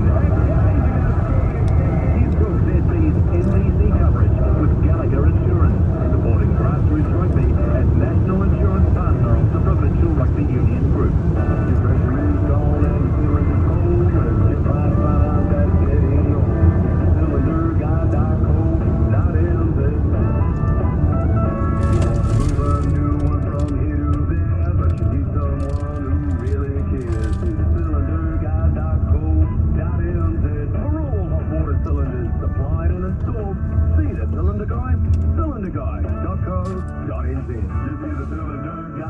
Your home of morning talk is Terry Wood and Morning with Pinnacle Life. Get a life insurance quote in just 30 seconds. You talk 50. News Talk 50. Okay, we've got about 3 or 4 minutes if you want to have your say. 0800 80 10 80, either on the All Blacks or working from home. If you find them, say on that. Or just quickly whether you think the Chateau Tongariro should be saved. I think she's a goner. I think that beautiful old lady is a goner. I was thinking of those beautiful buildings that are being lost to the ages when I was in Gisborne. Actually, there's some beautiful historical buildings there, but of course they won't come up to earthquake standards. The building standards around earthquakes need it cost an absolute fortune to remediate them and make them structurally sound, but oh, they're beautiful.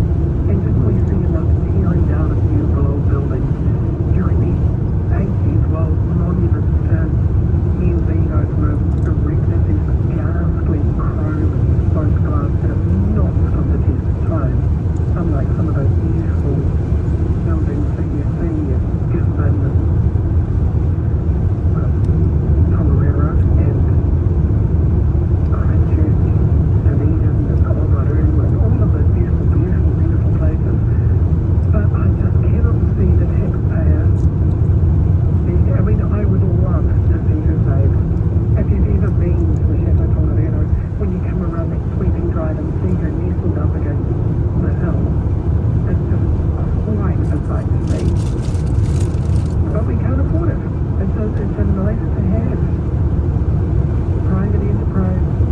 The private sector doesn't want to take her on. They know just how big a job it's going to be to restore her to her former glory. And, you know, we were rolling in it. If all of our infrastructure was up and working and we weren't polluting our waterways and the kids were back at school and if there was enough social housing for people to live in with a little bit of dignity, then I would say sure. Let's tip the millions and millions and millions and millions of dollars we need to dip into the Chateau Tongariro and let's preserve her and keep her as a beautiful example of what was built in the past. That's not a monument to ego. It's just a beautiful building. And she suits the terrain. She suits being where she is. But we can't afford it. And so I think we're going to see the end of her. I'm just jolly glad I saw her when I did.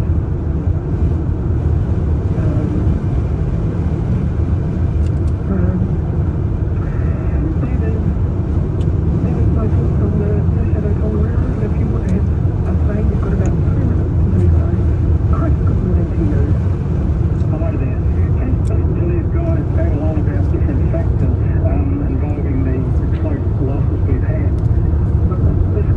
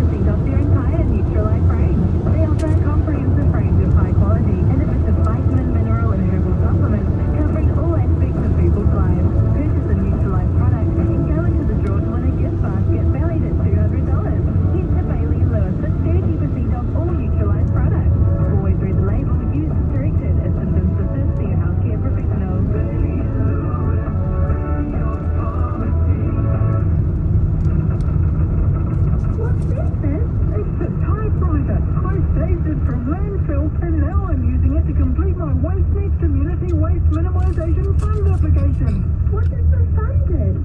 The fund supports activities and projects that reduce waste and keep items out of landfill. Cool. Applications are open throughout September. Check out the WasteNet website for more information and to apply.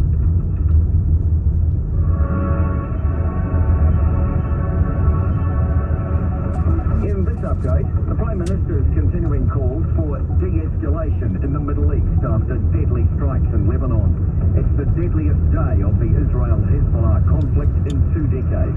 Lebanon reports almost 500 have been killed and more than 1,600 injured in strikes from Israel. Chris Lupton says New Zealand expects Israel to adhere to international law and says a permanent ceasefire is needed in the region. It is bad for the region. What we're seeing now is the expansion of the conflict in the north. We've still got, we need a Gaza ceasefire to happen. Both parties have to get round the proposal. Meanwhile, the Prime Minister says Andrew Costa has been an outstanding police commissioner as his new role is announced. Costa has been appointed the head of the government's Social Investment Agency, stepping down from police by November. He started his 5-year term in April 2020, so is leaving the role early.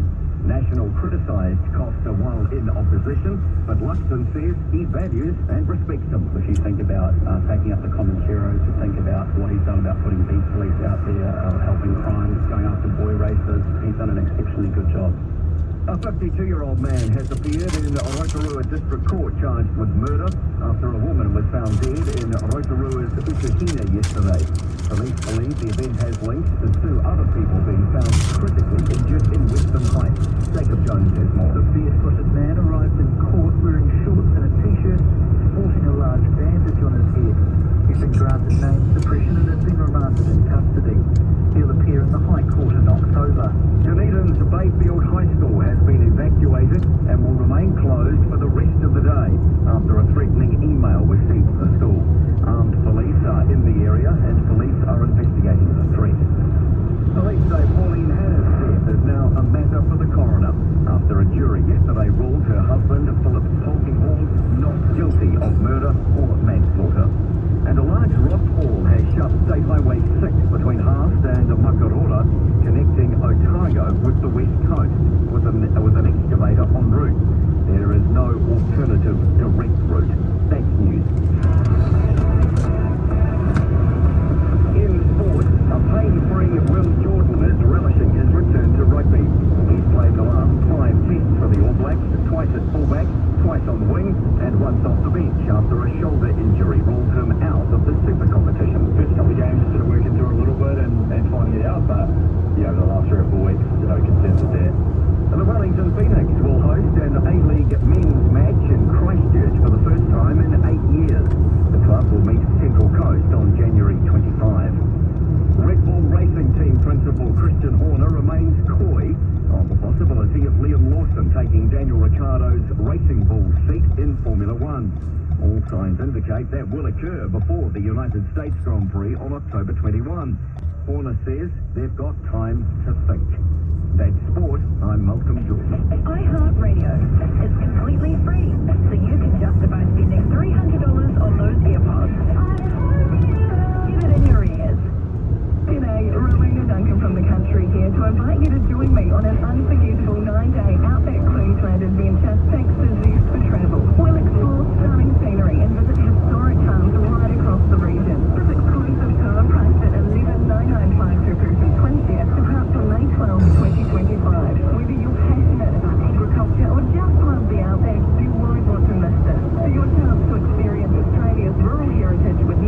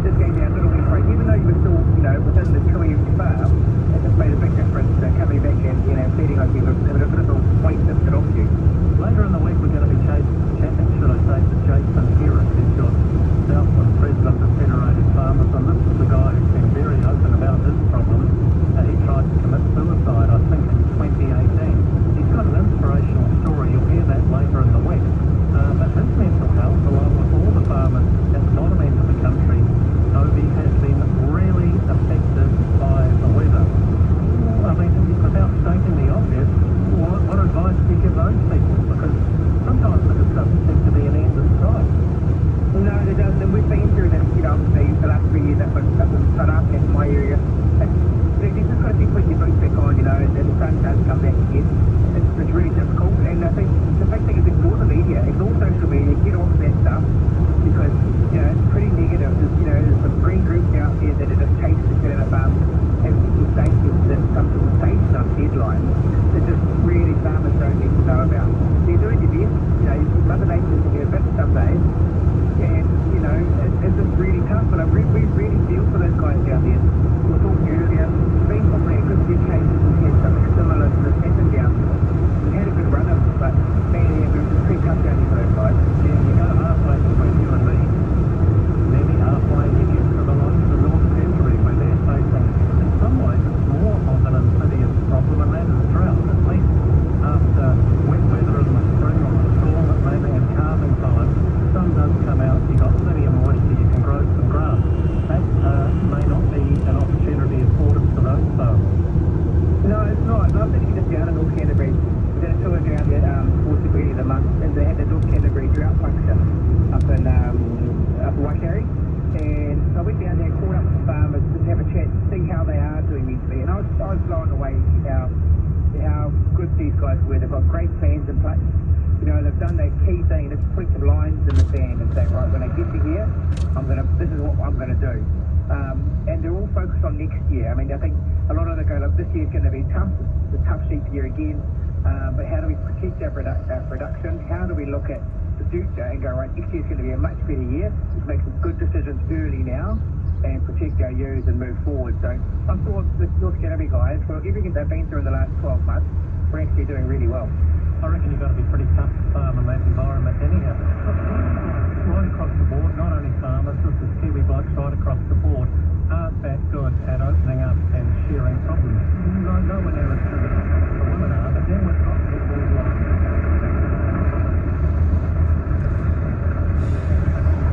well, who have led the way on calls for deep transformation.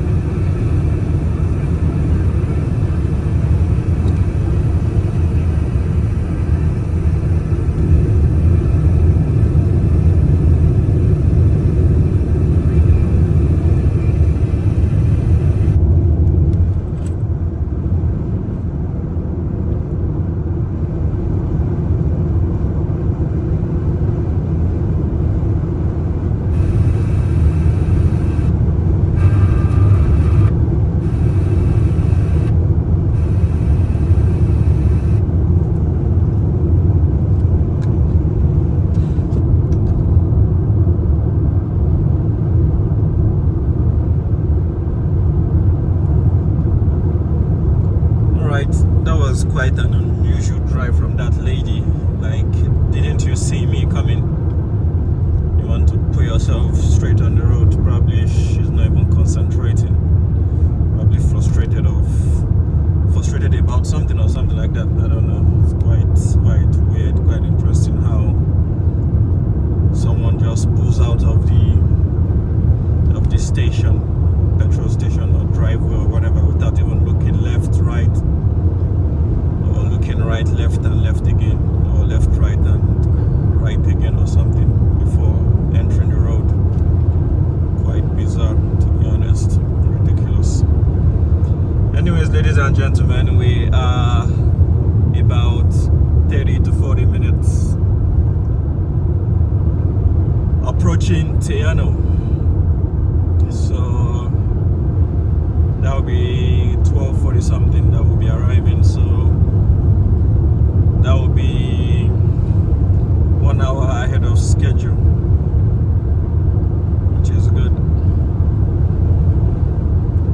Anyways, as you guys can see, the scenery here has changed. So we are now more looking into the mountainous areas.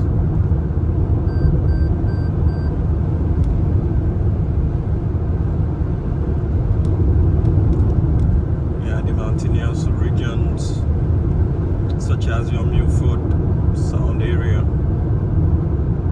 ahead. Also left, right, going to Kingston, Queenstown, and the rest of them. Yeah, the radio now is not working. Frequency at Anau is not really the best. Frequency going to Milford Sound is not the best. Milford Sound Road is closed. For those of you who have watched the drive from Anau to Milford Sound, spectacular drive, one of the most amazing drives that you ever experience in New Zealand. Absolutely breathtaking, incredible. So the road is closed today. It was closed yesterday, and it was also closed on, yeah, it was closed yesterday. It is going to be closed today, Tuesday. It will reopen today by 1 p.m. Yesterday when I saw that it was going to be closed, I didn't even bother myself trying to wake up early to drive to Milford Sounds and just take another look or another drive to that area. That was my plan, but when I saw that it was going to reopen by 1 p.m. I was like, don't bother. Do not bother yourself. Yeah. Once it opens by 1, I don't know when it's going to close. Maybe 6 p.m. today might be closure time. Who knows? Tomorrow, I don't know whether it will be open overnight. Not too sure, but we'll see. I don't want to go to Milford Sounds tomorrow because it will give me a double headache trying to wake up very early in the morning, going to Milford Sounds, and then do a turnaround time to come back to Queenstown to not only drop the car but to meet my flight time.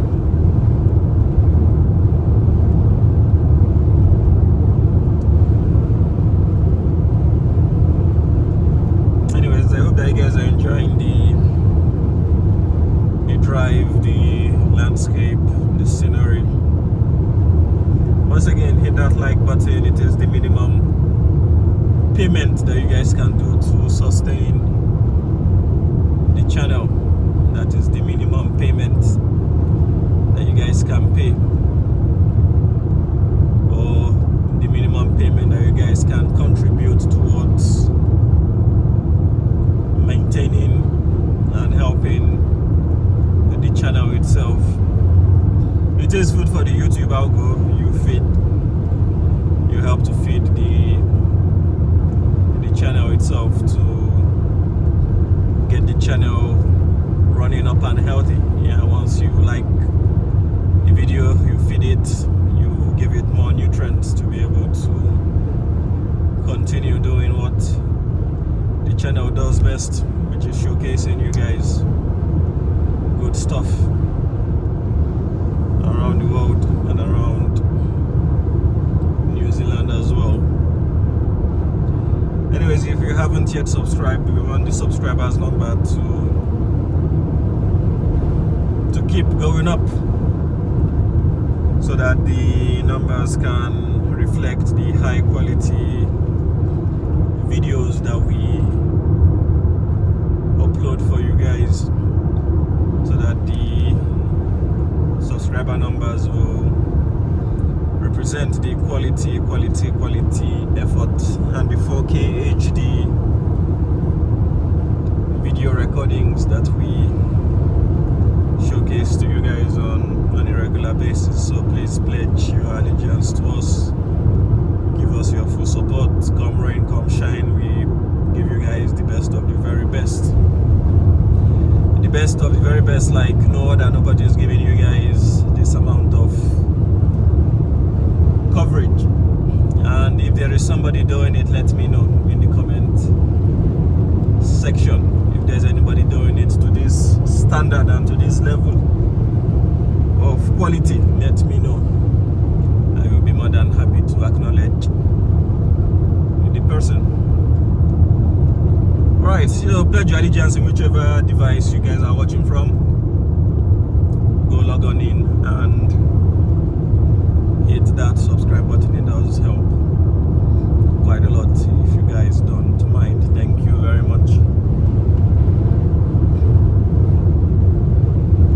From here onwards, I don't think I'll be ready to put on the radio because there is really nothing going on. And sometimes when you put on the radio and you put it in all these channels, usually they might be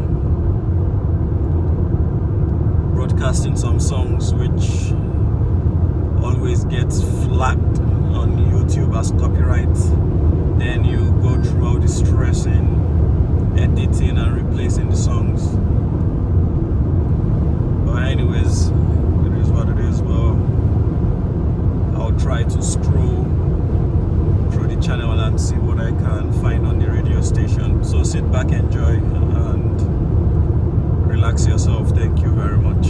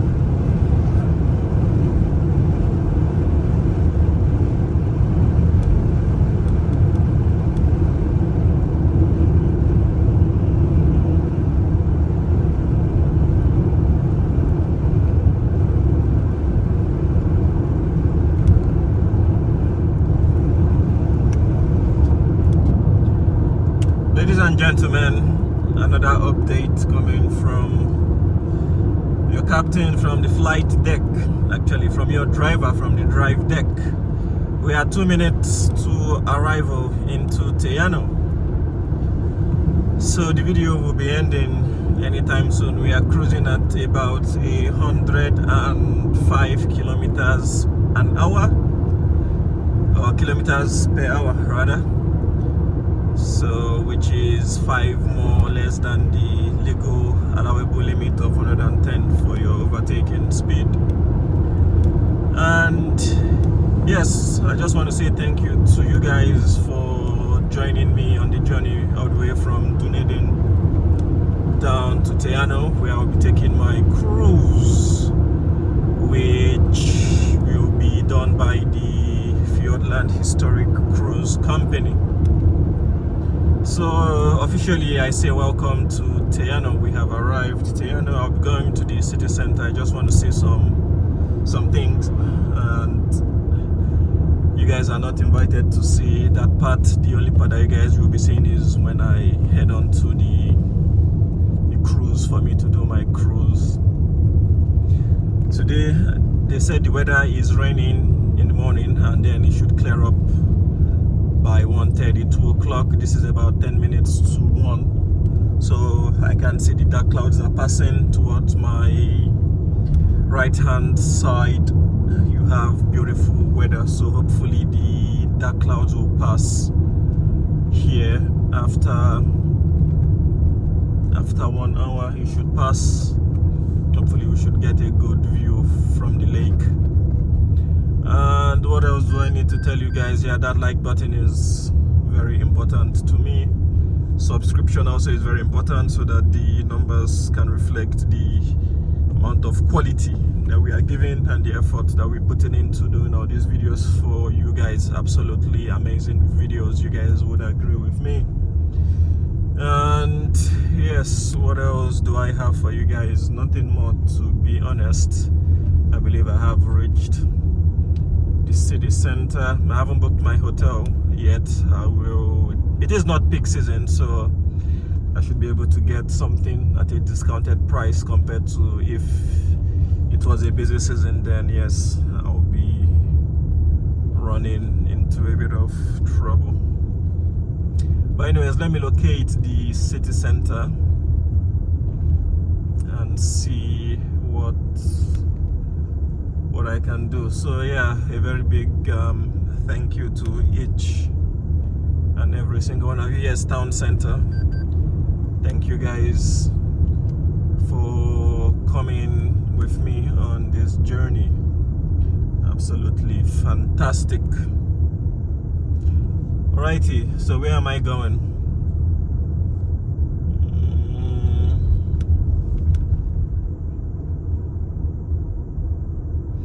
Should be going towards the lake anyways, but let me do a U-turn.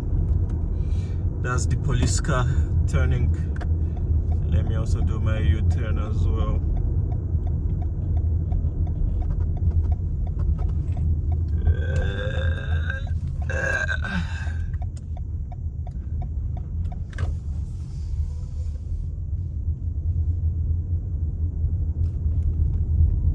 Alright, let me go towards the lake. Yeah, I believe I need to go towards the lake to find what I'm looking for. I'm looking for something.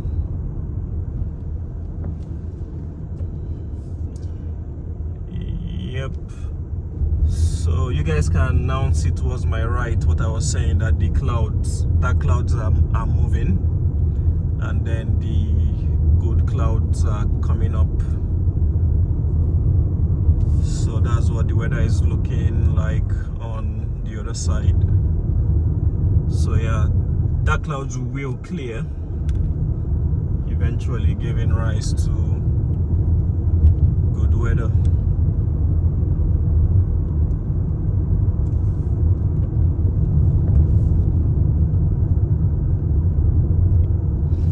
I need to reduce my speed so that I don't get into some form of dispute with any police officer. I wanted to say shit ass police officer, but I said let me respect myself. But yeah, let me not get into any dispute with any of them, whether I was going 2 kilometers or 5 kilometers or 10 kilometers above the limit. Let me just avoid any form of confrontation. Yeah, it is what it is, mate. Another rubbish you have to deal with. Revenue generation. Some way, somehow, the tax man must get money out of you. So whether you like it or not, you have no choice.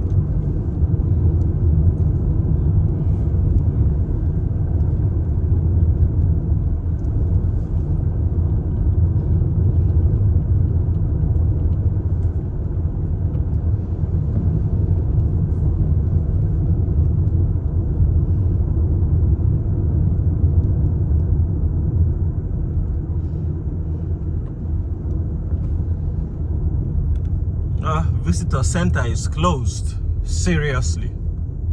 Today is Wednesday. Bloody day. Bloody day. Anyways, you guys, thank you very much for your continual support. Let me park on here.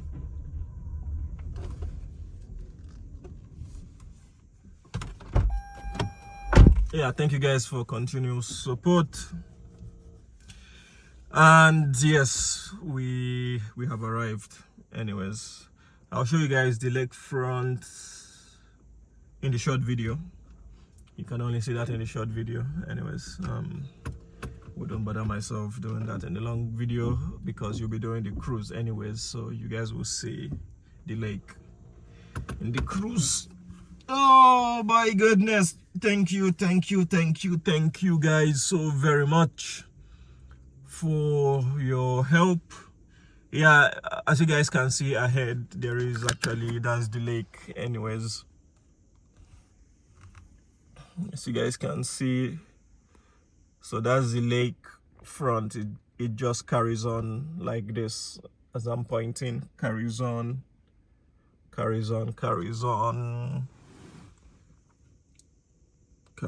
towards that side. So yeah, anyways, all I can say is a very big thank you to each and every single one of you once again dropping by to watch another of my travel showcasing videos. And with that, I will definitely see each and every single one of you in my next video. Thank you very much.